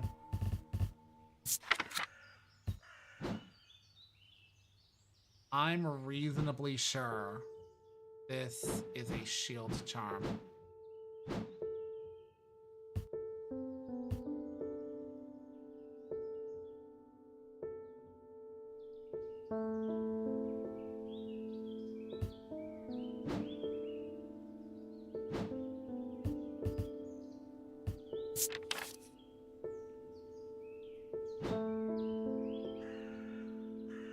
Though I could be wrong.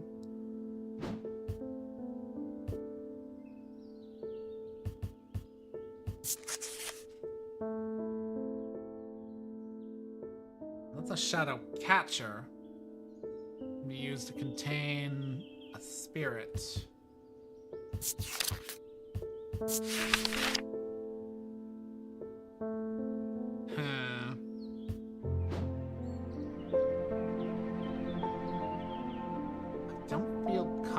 Identifying this as a shield charm just yet. What about you? What are those two symbols? Circle under a cross and a triangle over a cross.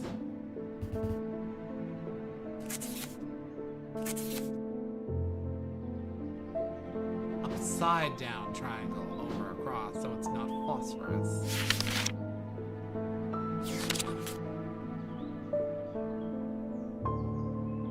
Spirituality, protection.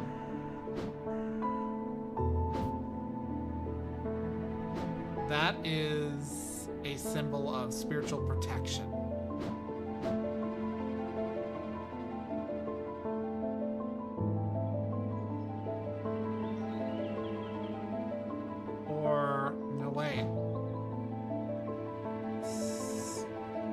Clockwise, counterclockwise. Spirituality, rebirth, and protection.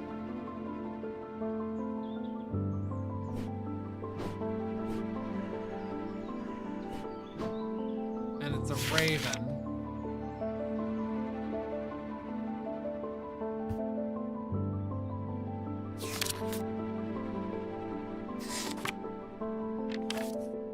Was I?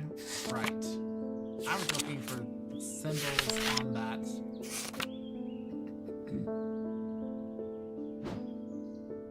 Can't be antimony.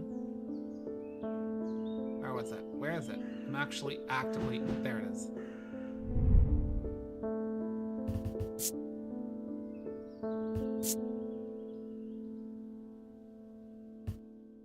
No, that's not antimony. It's not phosphorus.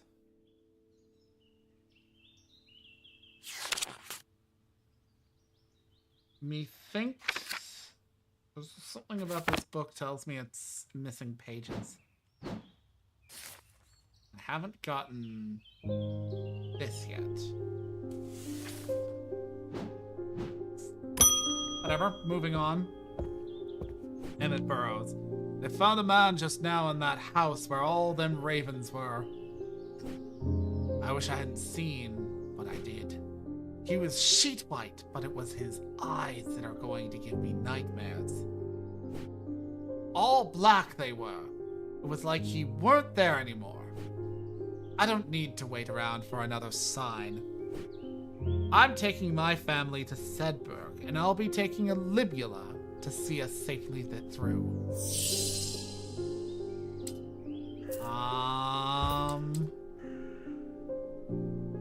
I said that was a libula, right?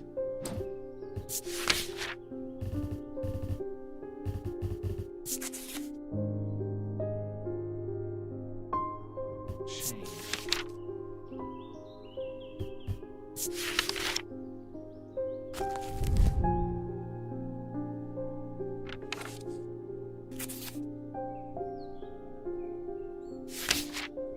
Is there a symbol for change? Protection, confusion, strength, truth.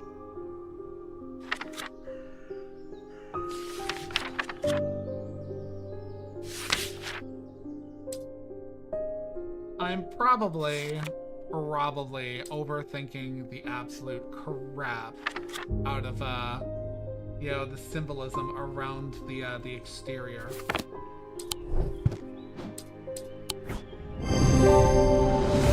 I was literally just like, here, this bears the symbol of wisdom. Witch's fingers are said to be the severed digits of the Witch of Undermere. They are capable of inflicting intense pain, but the goal is supposedly purification of the body. A most unpleasant experience, but a last resort that has cured some and finished off others.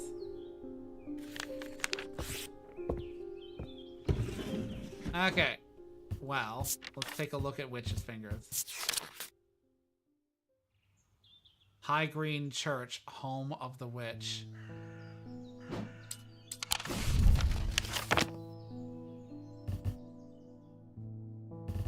Number 4. The church is old and the roof is in need of repairs. Moss and lichen add splashes of color to the otherwise gray exterior. I wander around to the back of the church where an old yew tree stands. Its gnarled branches scratch gently against faded gravestones in the breeze. The pastor strays into my moment of quiet reflection and imparts some local lore. The tree is known as the Witch of High Green Church, and there are those that believe it to have unnatural power. While the tree lives, the witch's fingers cut from its limbs are alleged to provide healing through pain. Well, hello? Come over here. Over here.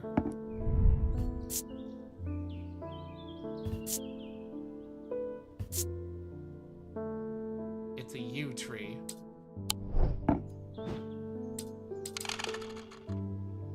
I believe that is a witch's fingers.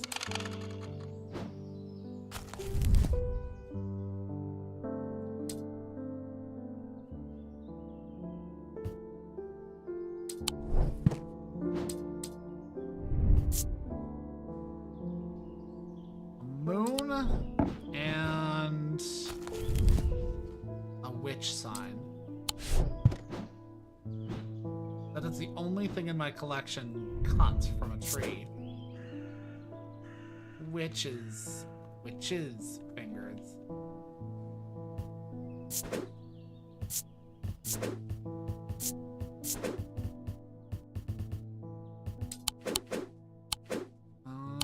Where's the witch sign? Witch sign. I want the witch sign.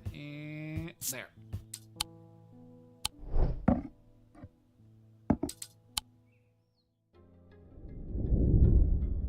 A deep pain radiated down the side of the rider's head where he had sliced himself with the diverging hook, and his thoughts were scattered and torn.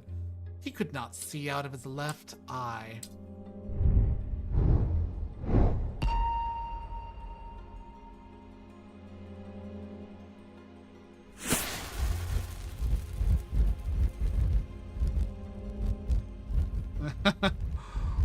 Captcha code. I am a human being. That's a block in Undermare. No doubt.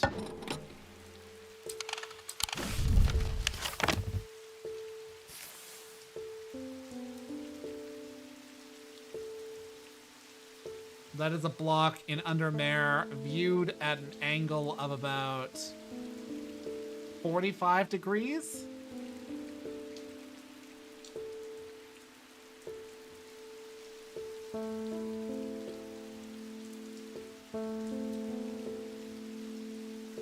Building.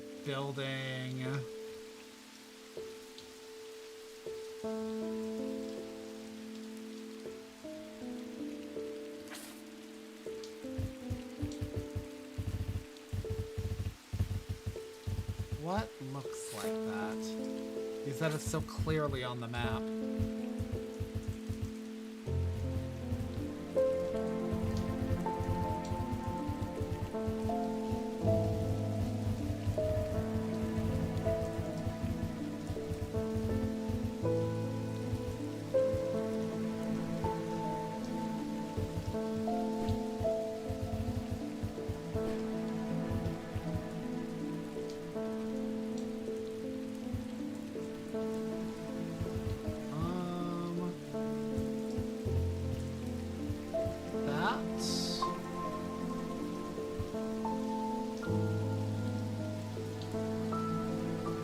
That looks about it. Okay, so what I want is the middle there. The middle building right there. Saturday. There is a narrow gap between the two houses, and I spy a small wooden chest wedged firmly inside. Slowly, I manage to work it loose, and when it finally comes free, it shoots out onto the hard ground and snaps open, revealing its long-hidden treasure. I want to find creepy treasure outside.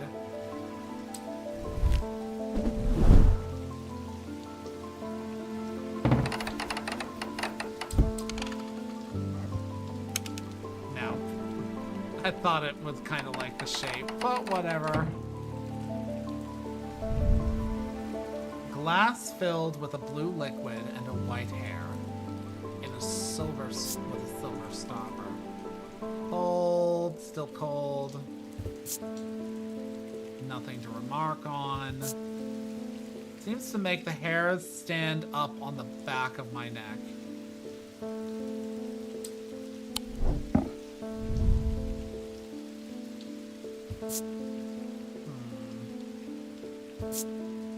This looks like it's supposed to go on something. Pale yellowy orange gemstone, black and green. Well, if it cannot go on this thing, and it cannot do anything there,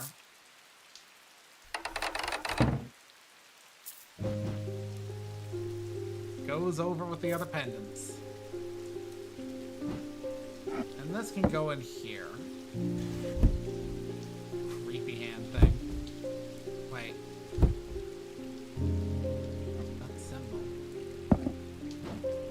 That coils counterclockwise. Rebirth.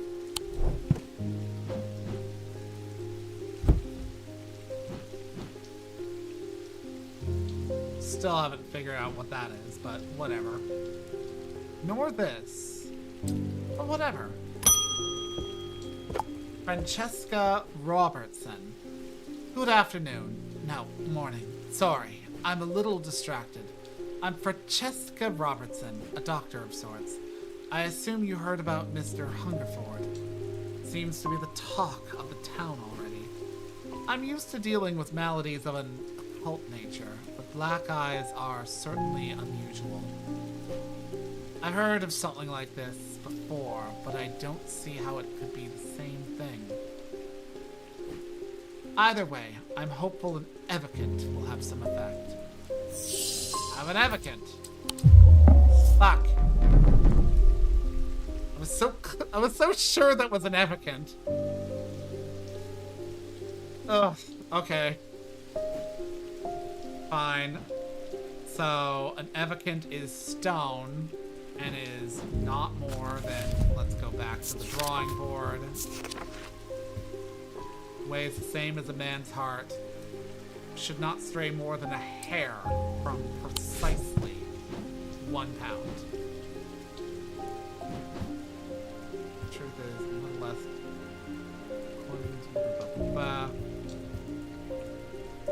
These objects is, it's a stone object. Not that, of course. This is the messenger.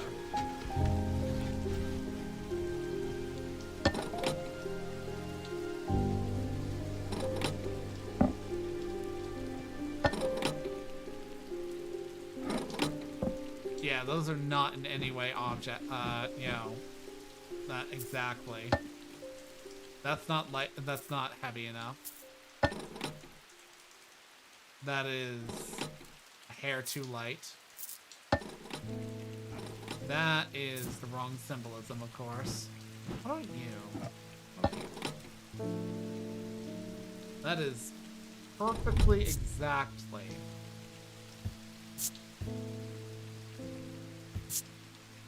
Hard and cool. Blood. That is exactly 1 pound.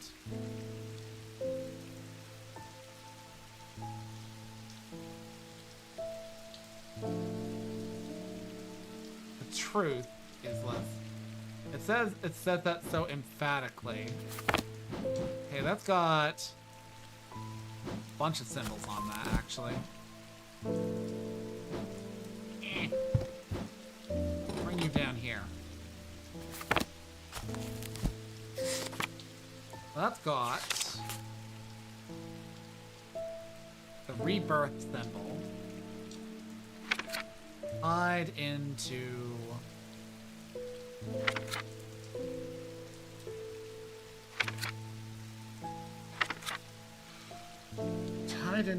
one of these.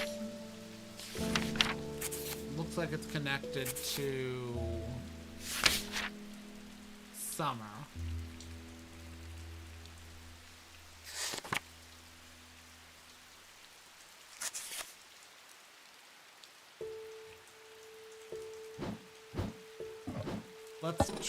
Let's trust in it.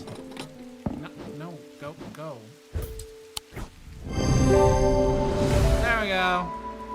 This item is made of stone. Weighing the item using my scale shows that it is exactly 1 pound.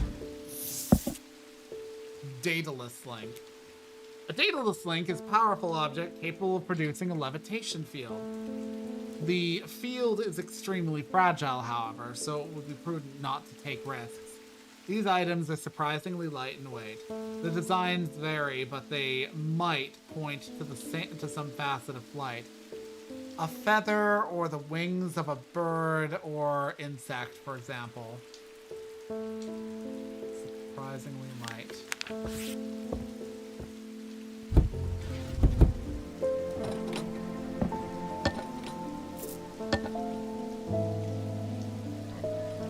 Not even a half pound. Whereas that's like a whole ass pound. Ah, okay.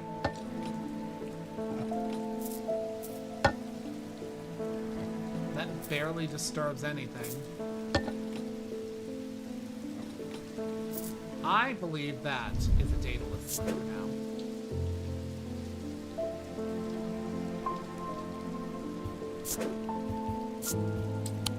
Temporary tag. Of course, I'm also going to have to change that.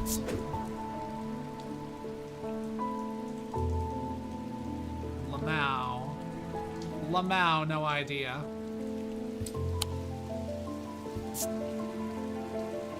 Feel like a pulsating power, like a beating heart.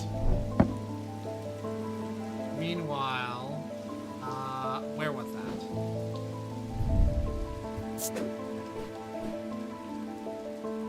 Evident.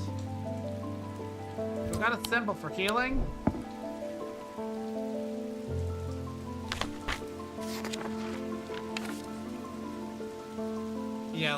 slap the rebirth symbol on it. Okay.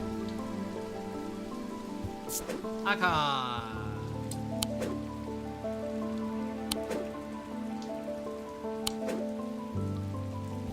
I believe it was counterclockwise. So.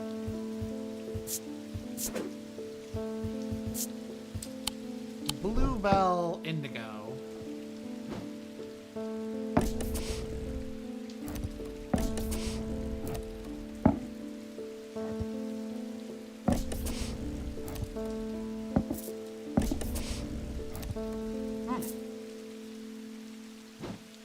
Okay, so I have no idea what goes into those just yet. Okay. How about you? No, you can't go there. How about you?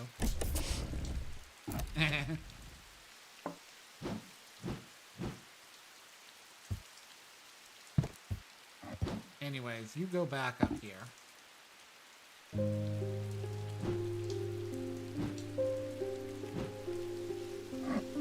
Put you more in sight. Not you.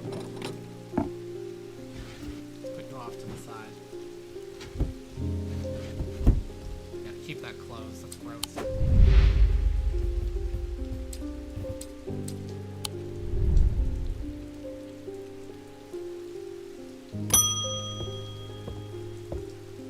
Temperance Parker. I had a quiet chat with Edmund Bishop in the Guilty Ram last night. He's always got an interesting story to tell, but last night he was different. I can tell he's worried, which has got me worried too. I know it's not much, but I'd like a shielding charm all the same. Okay, shielding charm. This was a Libula, so...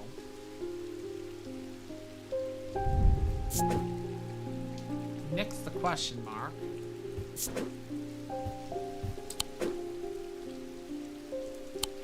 Find the symbol for wisdom. Here we are. Actually... Shape... Queen. She wants a shielding charm. And I haven't really, in my heart of hearts, identified a shielding charm.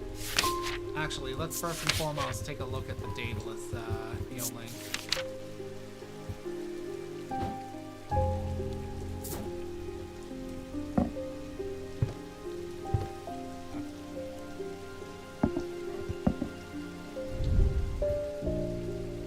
To remark. Let's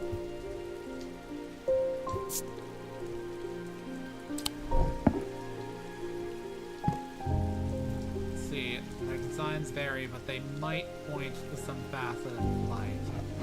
So I am immediately assuming that's a Daedalus charm, but I might be wrong.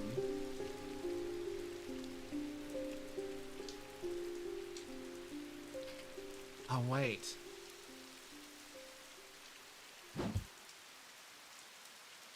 Shielding charm. Generic charms of protection have little to offer the skilled thaumaturge, but have some small effect on it. Okay. You know what? I'm going to guess this one.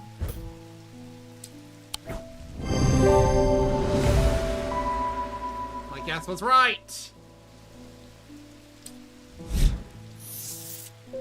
St. John's Anvil. What am I doing playing strange horticulture? St. John's Anvil. These items have much in common with St. John's poppy plant of the same name, a fact that is reflected in their design. They have quite different uses, however. Whereas the plant helps to overcome deafness, an anvil will dampen sound. They can even be tuned to filter out certain noises, but allow others to be heard still. Oh yeah, I know which one that is. First, one sec.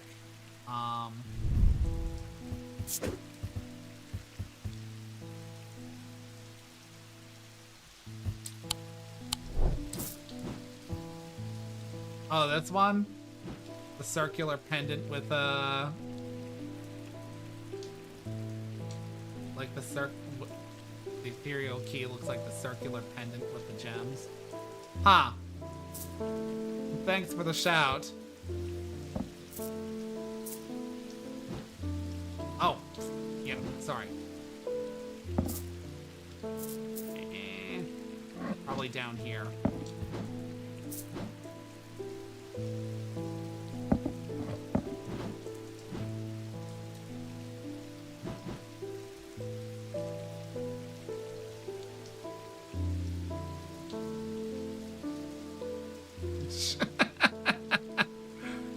Sorry. Let's see. That circular pendant with the gems. So...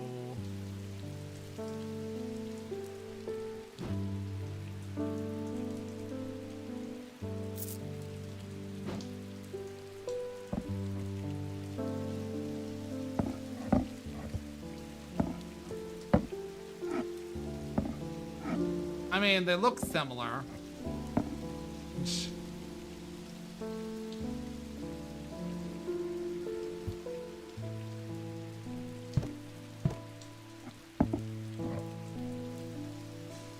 Like, they look similar-ish, but it doesn't look like they combine.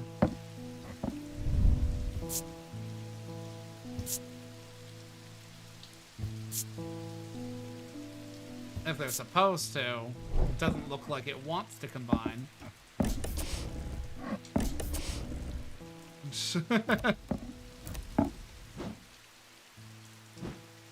No problem. Let me put these back up here. This table is constantly cluttered with my books as it is. Actually, it's the wrong place for this. So keep an eye out for that because, like, truth be told, I already used this for its assumed intended purpose. But it isn't, you know, beyond the possible that this would get used again. Especially because it looks very much like that. Where was I? I believe it was St. John's Anvil. Which I have right here.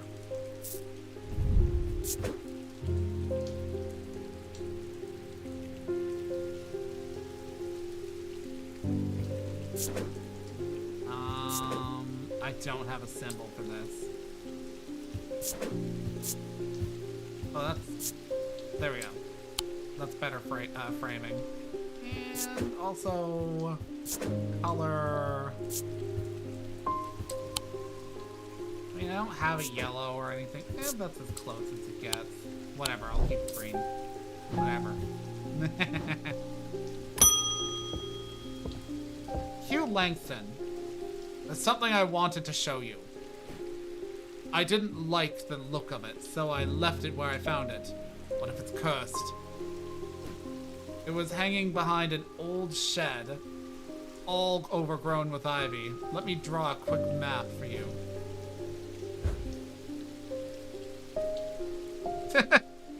Yeah, you know, I kind of expected this game to play similarly to the other game by the developers, Strange Horticulture. And, like, they give you a book and a bunch of items. It kind of behooves you to just kind of do pre-homework as much as you can. Like, yeah, you might not figure out everything, but it's super duper helpful to do so. If nothing else, it saves you a bit of headache when you come down to being asked to give them an item. And half the time, they'll be like, I want specific item.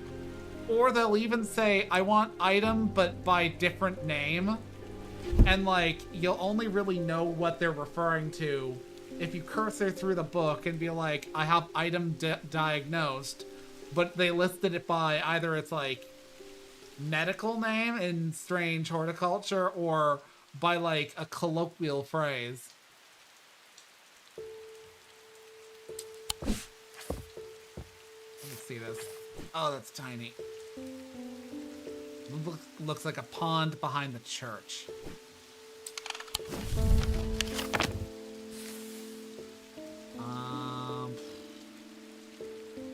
look at High Green Church first. Or...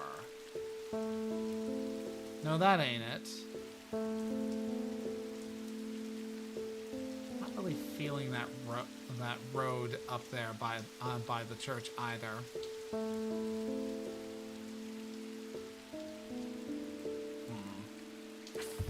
High Green Church, Undermare Church. What does that dude say?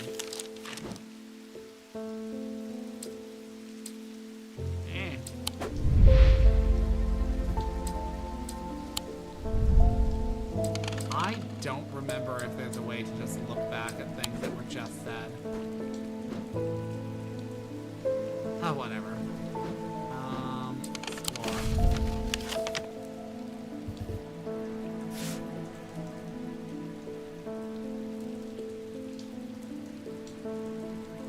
That looks like a country road with the way it wavers.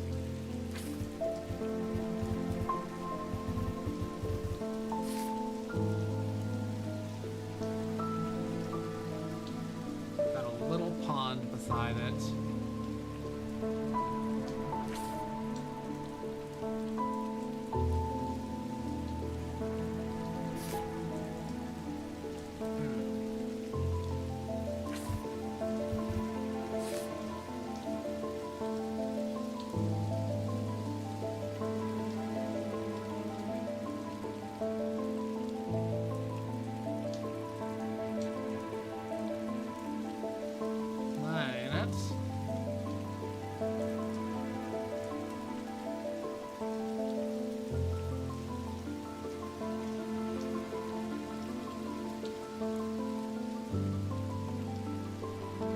Probably looking in all the wrong places specifically because I'm looking for a pond with that configuration.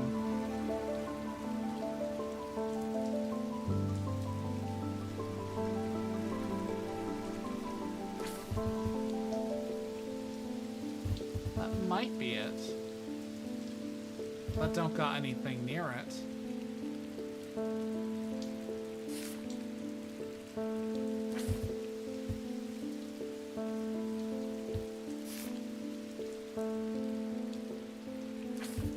Whatever, I can hardly go wrong just giving it a shot. This doesn't seem right. There's nothing here. Yeah, whatever. Oh no.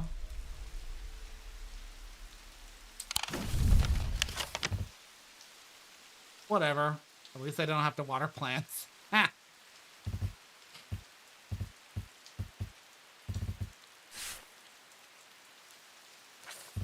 Let's see, there's that church, there's High Green Church.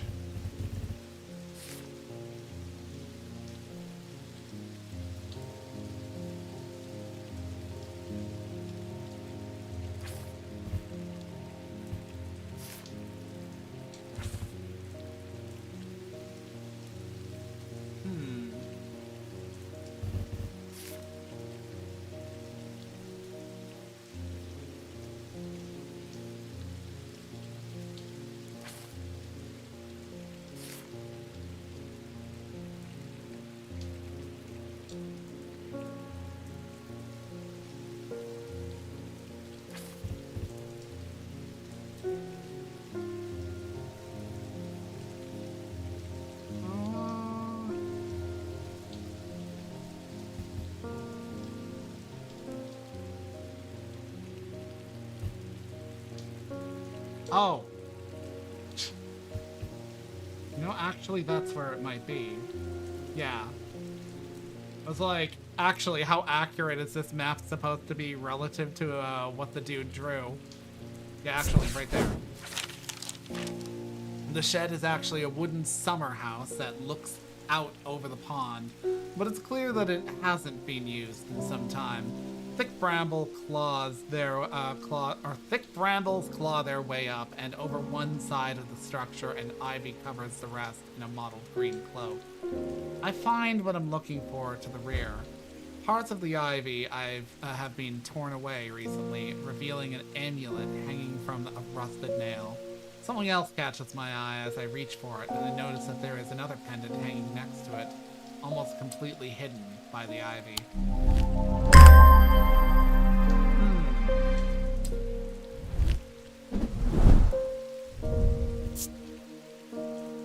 Nothing to remark on. Nothing to remark on. Feels a little warmer than I would expect. Bronze and an orange gemstone. Put that up there for a moment. Gold and silver. Nothing to remark on. Nothing to remark on. Warm and vibrating with energy. Let's take a look through the book and be very neurotic about doing said homework. The sun bond is a small and lightweight design, designed to be carried discreetly, and made of non-precious metals of some kind, housing a gemstone of light. They carry the warmth and the light of the sun, a brightness that can pierce the darkness. Okay.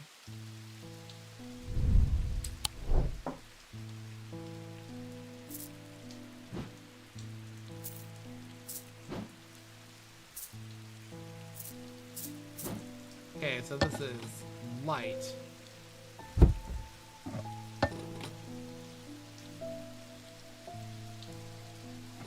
think this might be a sun bond.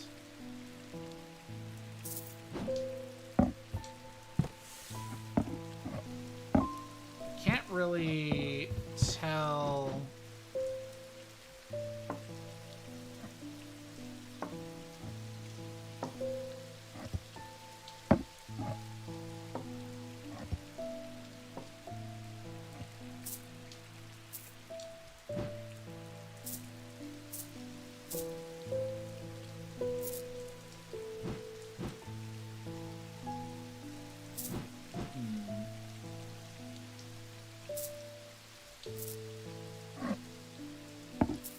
Trying to generate some sort of darkness because it's supposed to carry the warmth and the light of the day.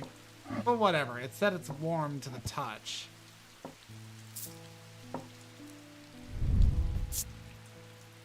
Made of bronze. I want to say it said non-precious metal of some kind.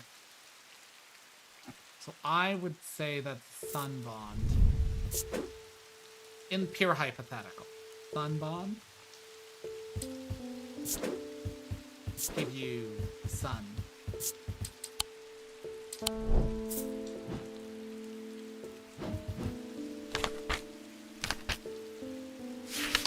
Spirit eye.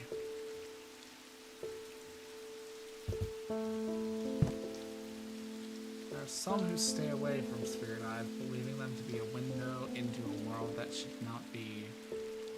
Alright, yeah, I've already diagnosed the spirit eye, which is here. Wait, no, that's the Vesiger. They draw their power from the opposing symbols inscribed upon them. This is a Vesiger. Opposing symbols. I don't see anything presently that has a whole lot of symbols that I would call opposing. But this is silver and gold. Which kind of is why I originally thought that might be a spirit eye. Sleep vessel.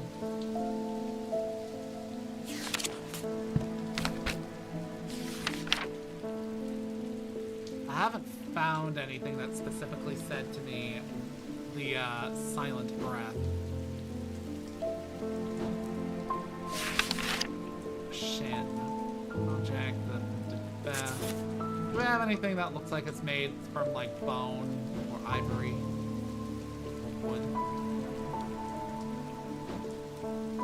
What are those symbols actually, now that I've mentioned like wood things? I kind of completely neglected to be like, hey, what does that mean? Confusion. Oh, I get it. Confusion. this thing is basically magnetic, or at least with respect to a compass, it's influencing it. How about a triangle weakness? That is a totem that grants weakness. I feel like at this point, something would be like, hey, it's wood and it's got a symbol of weakness on it. Already diagnosed. Haven't acquired this. The wood guy? These two have weakness and that one. Confusion. What would the symbol of cold be?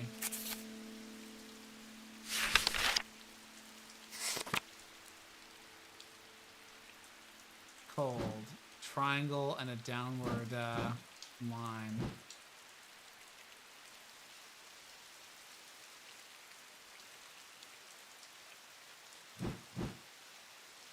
Where have I seen?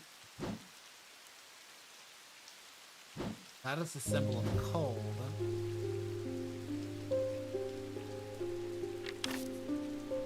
And heat. Opposing symbols. Where did I see that? Go back.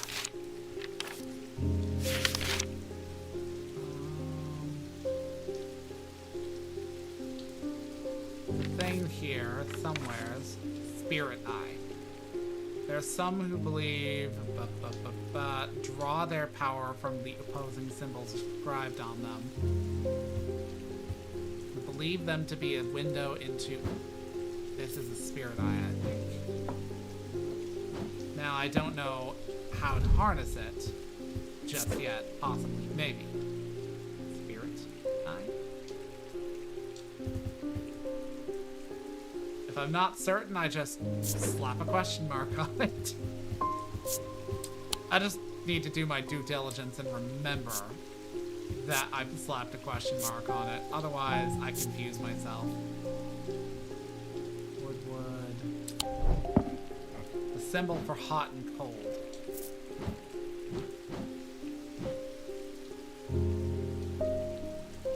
This one?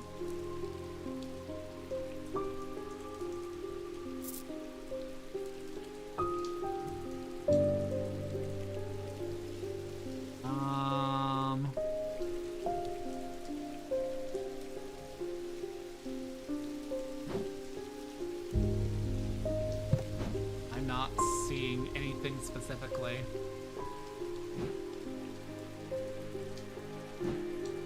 Yeah, that's the symbol for cold and hot.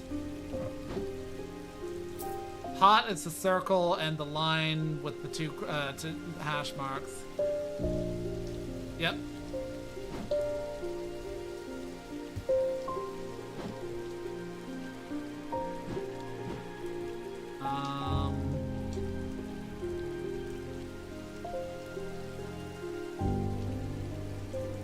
See nothing else with that, so yeah, I'm pretty sure this is a Spirit Eye. What does that cross symbol mean?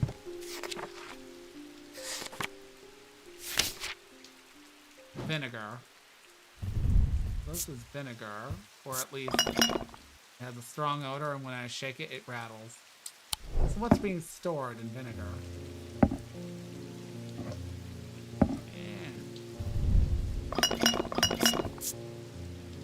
I wish to... How is a bottle with something inside of it a relic? Or whatever. Maybe the relic is inside it.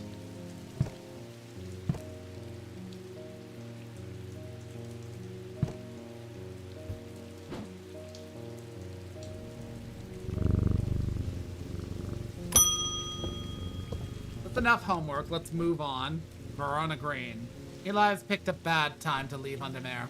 I've come from the Hungerford house, where I've been helping Dr. Robertson and looking for any clues of what happened there. There wasn't much to go on. I did find a shattered Oshotic vessel, but whatever did this was no creeping dark. There was a strange black stain on the flagstone floor that I didn't like the look of. And the ravens, very unusual, but at least they seem to have dispersed. I don't know what to make of it. I'm going to take a trip to Gleeston Castle to see if Edmund Bishop can shed any light on their behavior. But first, I would like a vestiger. Whatever this is, we don't want it spreading. Here you go.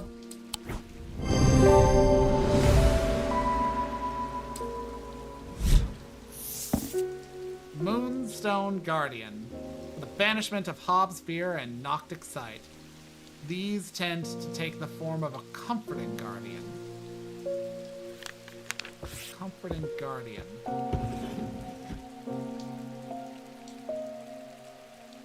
Something here probably is comforting, but I've already identified the Selenic Totem.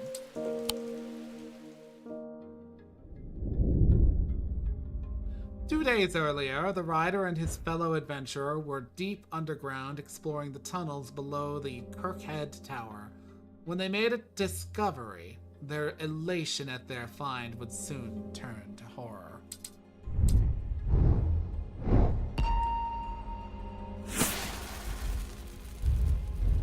Captcha code.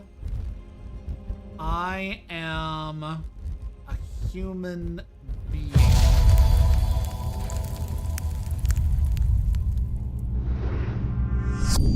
After a disagreement between two houses, I was buried behind lock and key.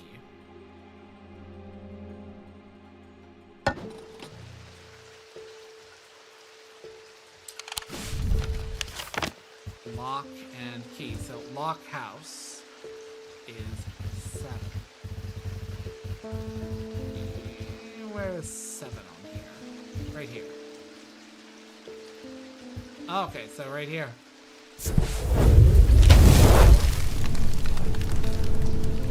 A large flat slab of granite marks the otherwise empty field. It bears an inscription.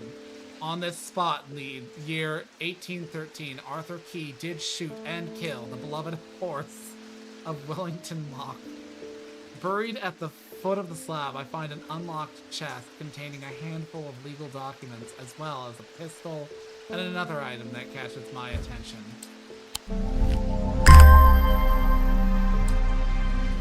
Pendant of some variety. Oh! I know what this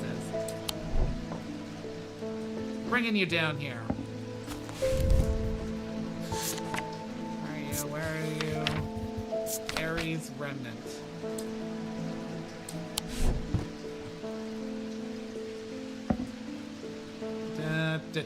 Yeah, that's an Ares Remnant.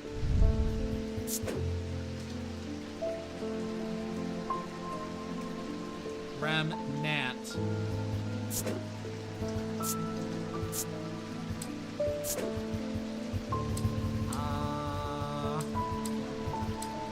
I don't know what to go with for that. Where colors and tones, light and shadow can be felt and touched. They are sometimes used by those who work in the dark. Well, that doesn't really do anything in the darkness here. But it does obviously identify itself.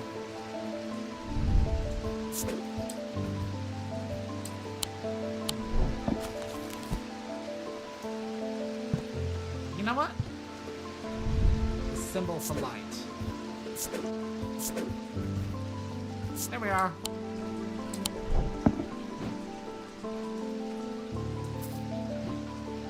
Ding. Eli White. Well, the shop is still standing. That's something. Say what you will about Undermere, but this town is never quiet for long. I leave for a few days, and suddenly everyone's talking about ravens and curses. I'm going to need to find Verona to get up to speed on what's going on. At least I didn't come away from Ravenglass empty-handed. I can always rely on quiet Sooth and unearth an interesting trinket or two.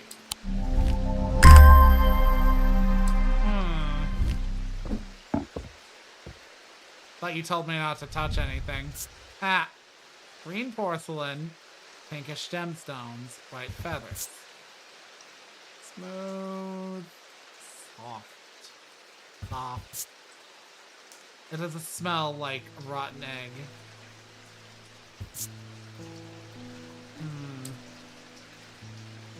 Smells like sulfur.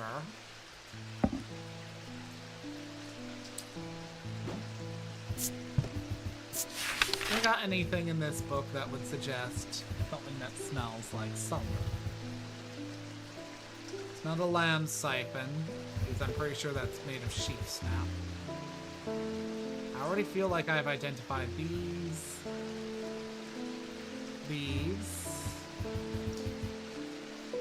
I haven't identified an ecumenical. Moonstone Guardian. I don't think I've identified that. I have identified that. Haven't got anything that even remotely looks like tea. Identified. Think I identified.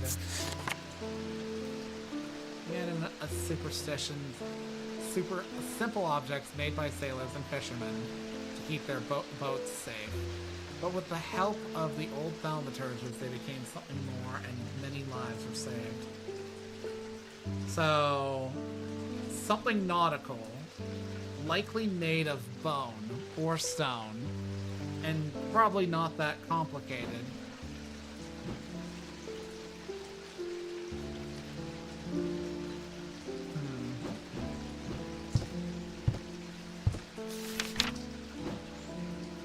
Alright, that was a shield charm.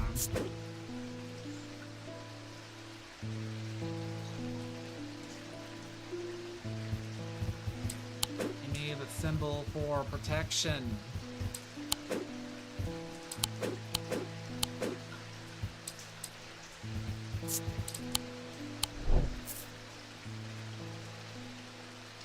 The libula. That has a symbol for paralysis. Paralysis centered around a vacancy. That ain't it. And I don't know what the hell that is. Or this.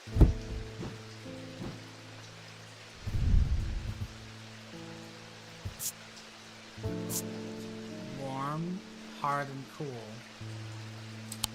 Why is the moon on that? Also, Moonstone Guardians. Banishment of Hobbs' fear and Noctic sight.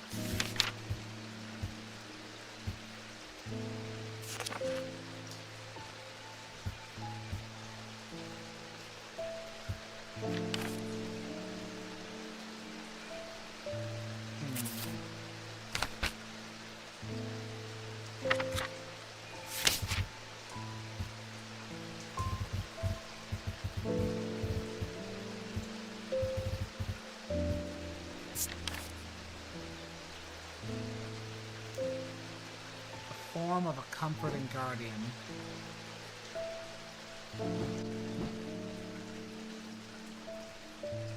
Neither of these are comforting. Nor is this. Nor is this, so... yeah. Identified. I think Silent Breath has yet to go identified, but I'm reasonably sure it's that, but I can't tell. I think I've identified the Sun Bond. Witch's Fingers and the Zia. Edith Moore. I am not a good person. I'm pushing away the only people I care about. Help me do better, please. I have to change, but I don't know how.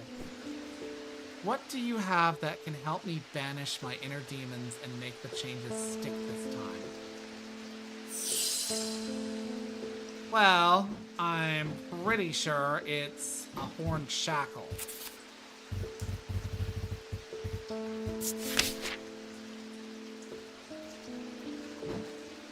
so let's go with that.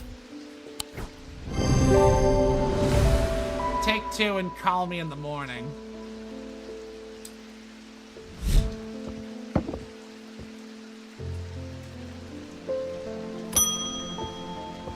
Francesca Robertson. The advocate didn't snap Mr. Hungerford out of it, unfortunately. Hey, Chonka. It's strange. At times he appears almost awake, but he is deep in some kind of trance, and I can't get anything out of him. He seems to be searching for something. I'm beginning to suspect this is beyond my skill set, but I'm not willing to give up so easily. I know it's a bad idea, but I'm going to need a sleep vessel to get me through this week.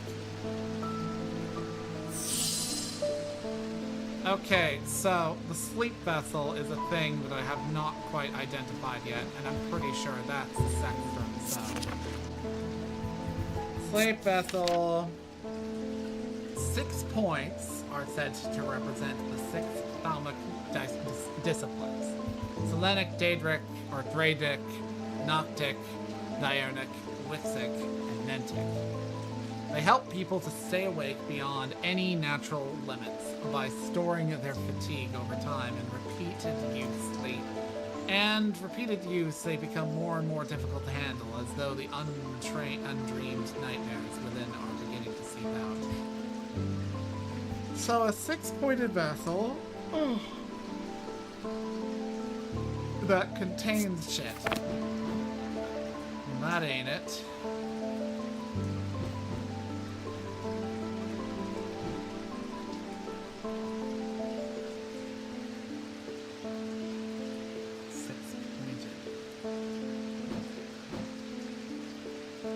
I mean... yeah, I thought as fucking much.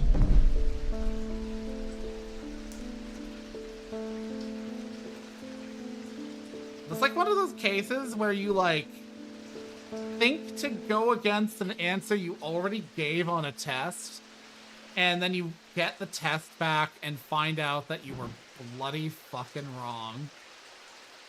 It is the worst experience in the world. Knowing that you were overthinking. And so it says a vessel.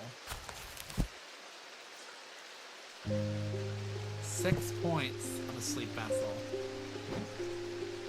Sleep vessel's gotta have 6 points.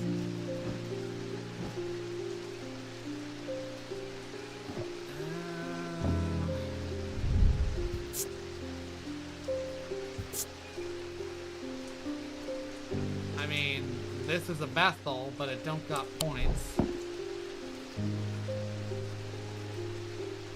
The dream catcher looking one? This one?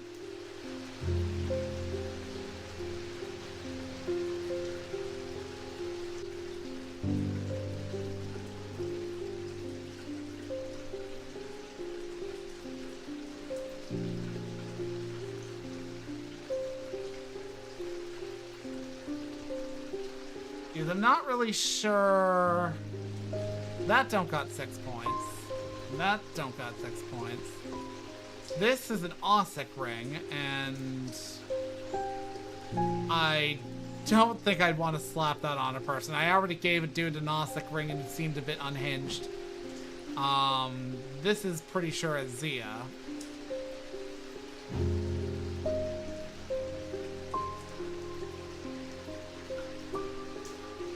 It's not that. This is a vessel, but it don't got points on it, and it stinks. Human use has become more difficult to handle, as though the undreamed nightmares are within are beginning to seep out. Now that has only 3 points.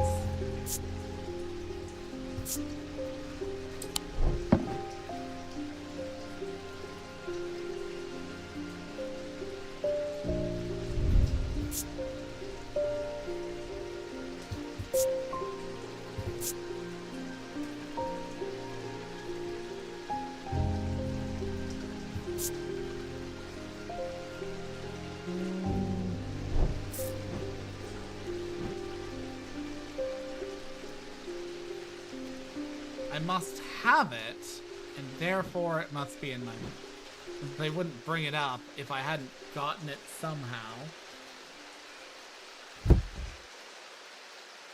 It is absolutely not that. It's not this, because that matches...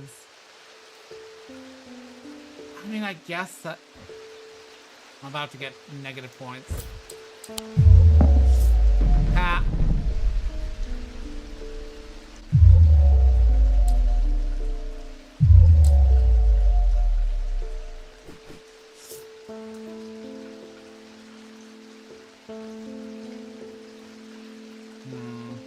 I'm reasonably sure that's a Zia, and I don't want to give that to her. That doesn't have points. That don't have points either.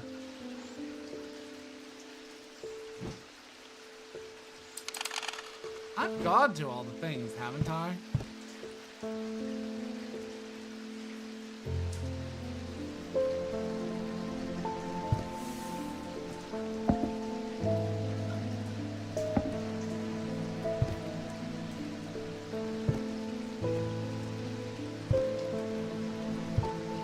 That is not useful for now.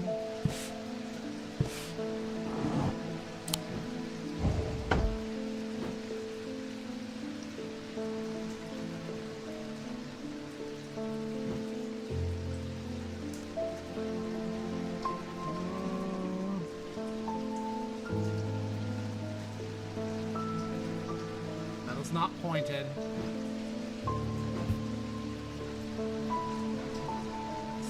Points of a sleep vessel are said to represent the 6 Thalamic disciples.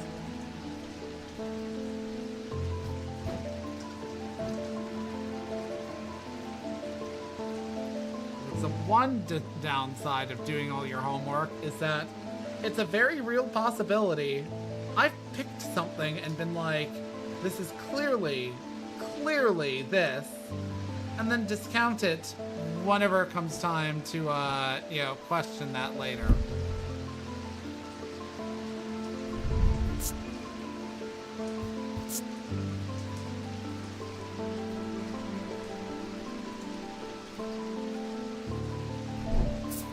I'm probably gonna get a game over here, but... What? See what I mean? See what I mean? I thought that was a Zia. Which means I don't know which among my things is and is not a Zia. But yeah, there we go. That was a sleep vessel. Resonance compass. A resonance compass will point towards nearby resonant objects as the only objects that can be detected in this way. Resonant objects are highly prized, both by thaumaturges and those who collect occult curiosities. Well, resonant compass.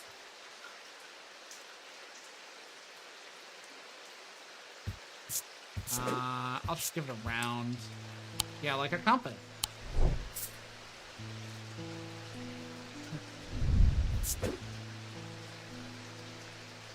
Is it? I don't really think I can do anything about that. Unfortunately.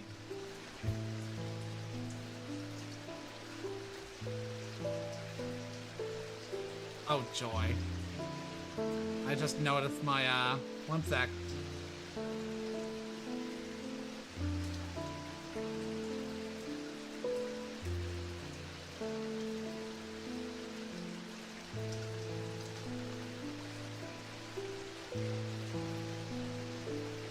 There we go. Yeah, I want to say, like, the YouTube end, like, the delay on chat can be really, really long. I don't know why that is. Nor do I really know how to influence that.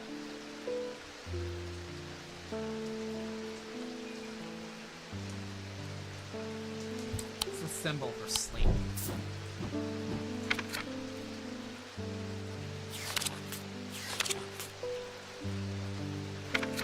if there even is one in this book.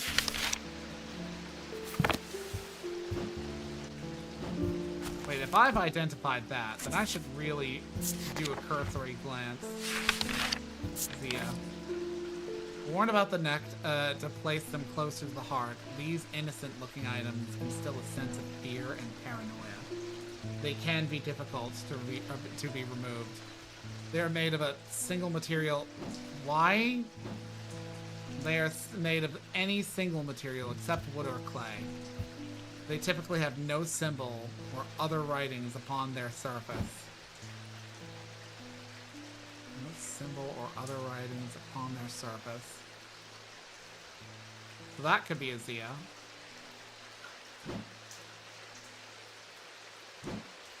No symbol or other writings. I mean, I would understand if the creepy moving eye was a Zia.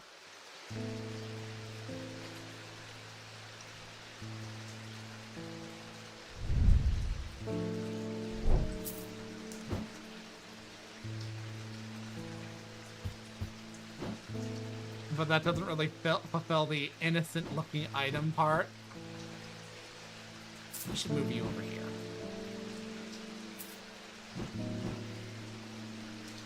Worn about the chest.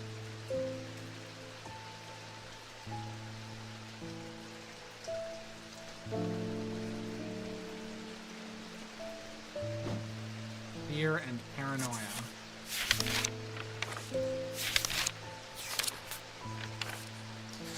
Wait, why am I looking through that for a symbol?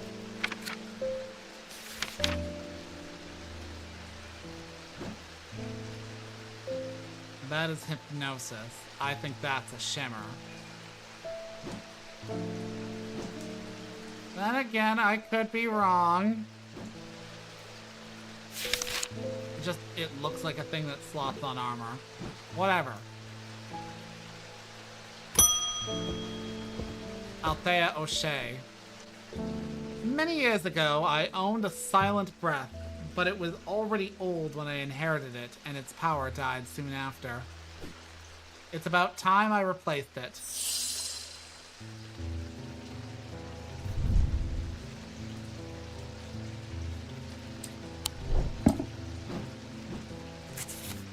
Silent breath.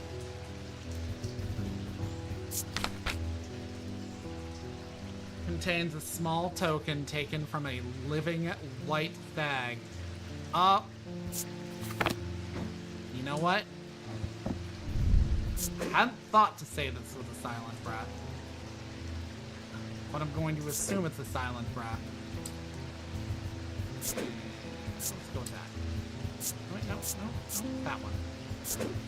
Give it a color of...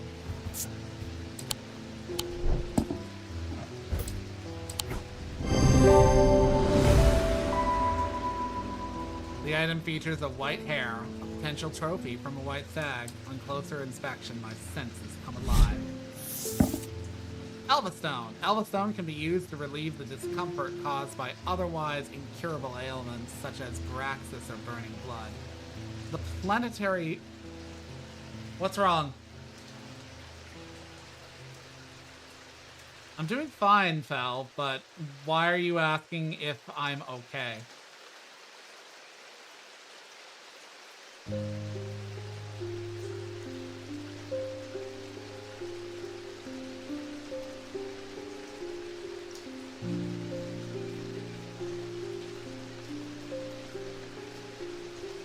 No. I don't think I coughed. Or maybe I just forgot I coughed. But I'm otherwise fine. The planetary metal used in these items is associated with the Selenic discipline, a connection that is also reflected in their design. Discomfort caused by otherwise incurable ailments such as planetary metal. So... planetary metal. Planetary metal. Oh, okay. So where are you? Gold. Gold is a planetary metal. And it's moon-shaped. Elva stone.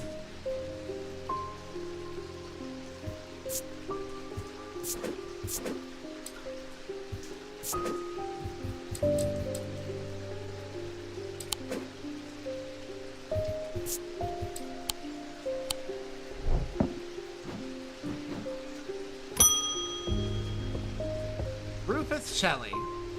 I've always wanted to try a Daedalus link.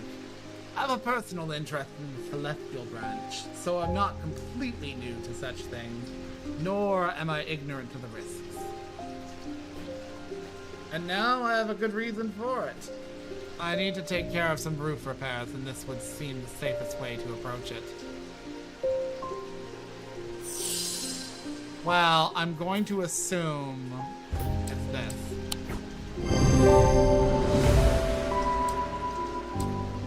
I assumed correctly. Cossack Purifier. Small topaz gemstone known as the Eye is placed in a strong-smelling liquid, usually a potent barley spirit or vinegar. Small tokens, such as rings or amulets perhaps, submerged in liquid and left for a full cycle of the moon, are cleansed of simple, imbued curses or hexes. Of course, there is a limit to the effectiveness of this process. Yeah, I wonder which one of my items is that. Could it be the bottle-marked vinegar that sounds like it's got something inside of it?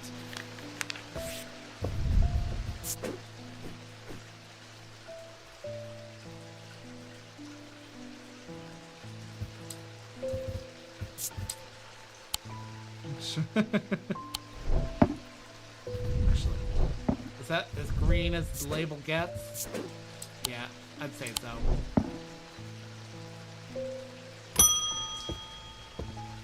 Edmund Bishop. The Ravens are back, I see. Looks like it's going to be worse this time. After speaking to Verona, I've come to extend an open invitation to visit Gleeson Castle. My family has lived there for generations, and I know there are artifacts that would be of use to you, gathering dust in hidden corners. All I ask is that you stay out of the South Tower and the master bedroom. And run anything you find by me first, of course. Gleeson Castle, okay.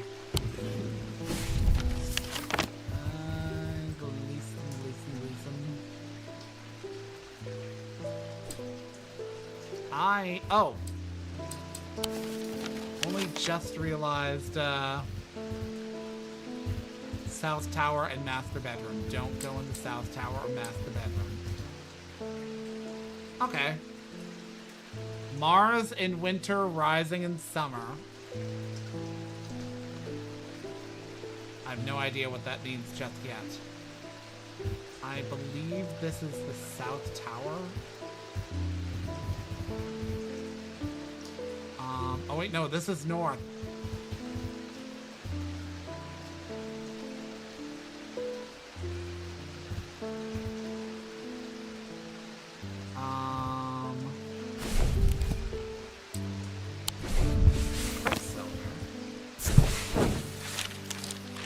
This doesn't seem right. There's nothing here.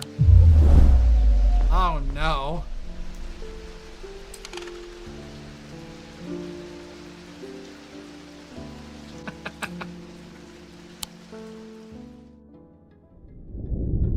At the end of a long passageway, after days spent clearing away dangerous rockfalls, the duo came upon a chamber.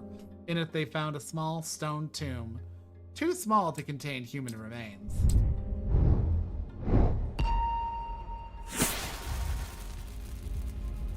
I am not a robot.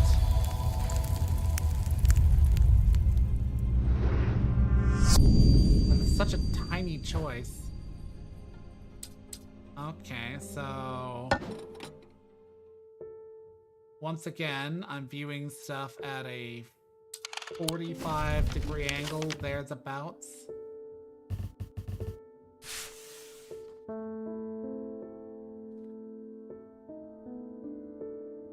Hmm. 45-degree angle, I do believe rotated this way.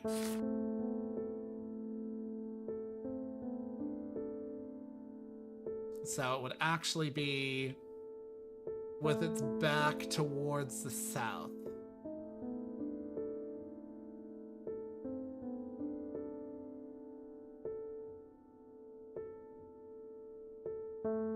I think, anyways.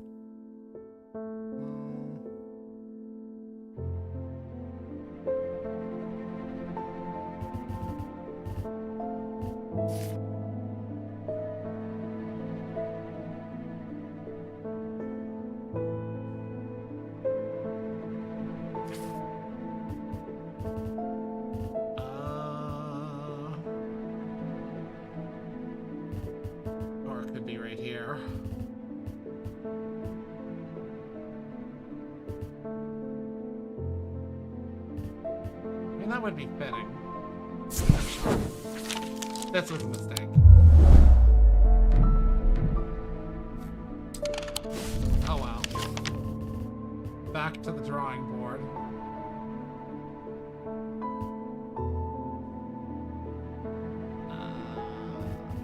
So it's not here.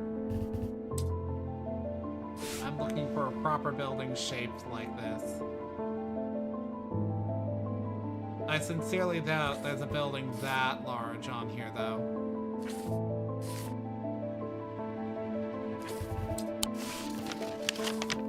Unless...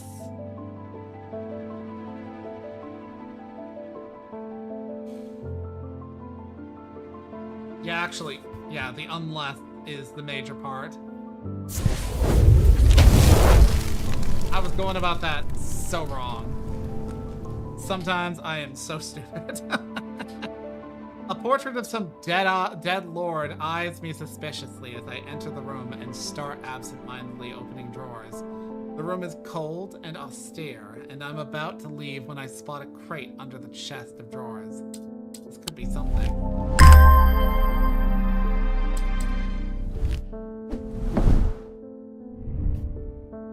Pinkish gemstone, bronze, stone.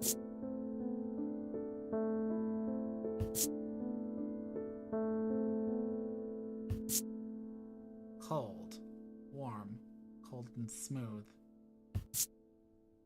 Bronze. Okay. Down here.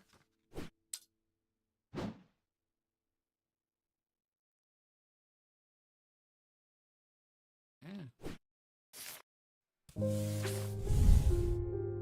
What?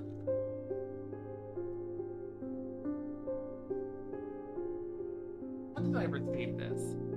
Here's something to get you started. Walk past the main staircase and turn left. Follow the corridor down to the end and go to the... Okay, I'm gonna whip up the map again.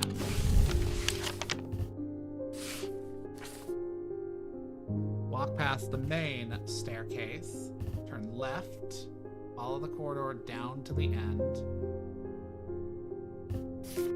It's a grand hallway.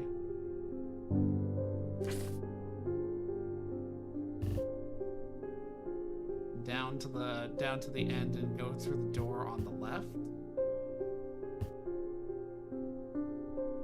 There is a small plinth in the corner of that room with an item on it that you are welcome to. Never did like it anyways.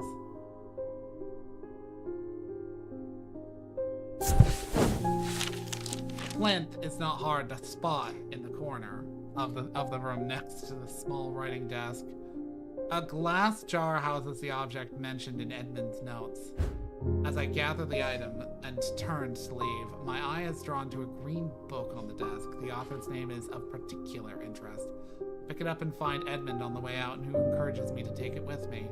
I try to insist on paying for it at the least, but he won't entertain the idea. Gemstones and their thalmic properties. by Eli White.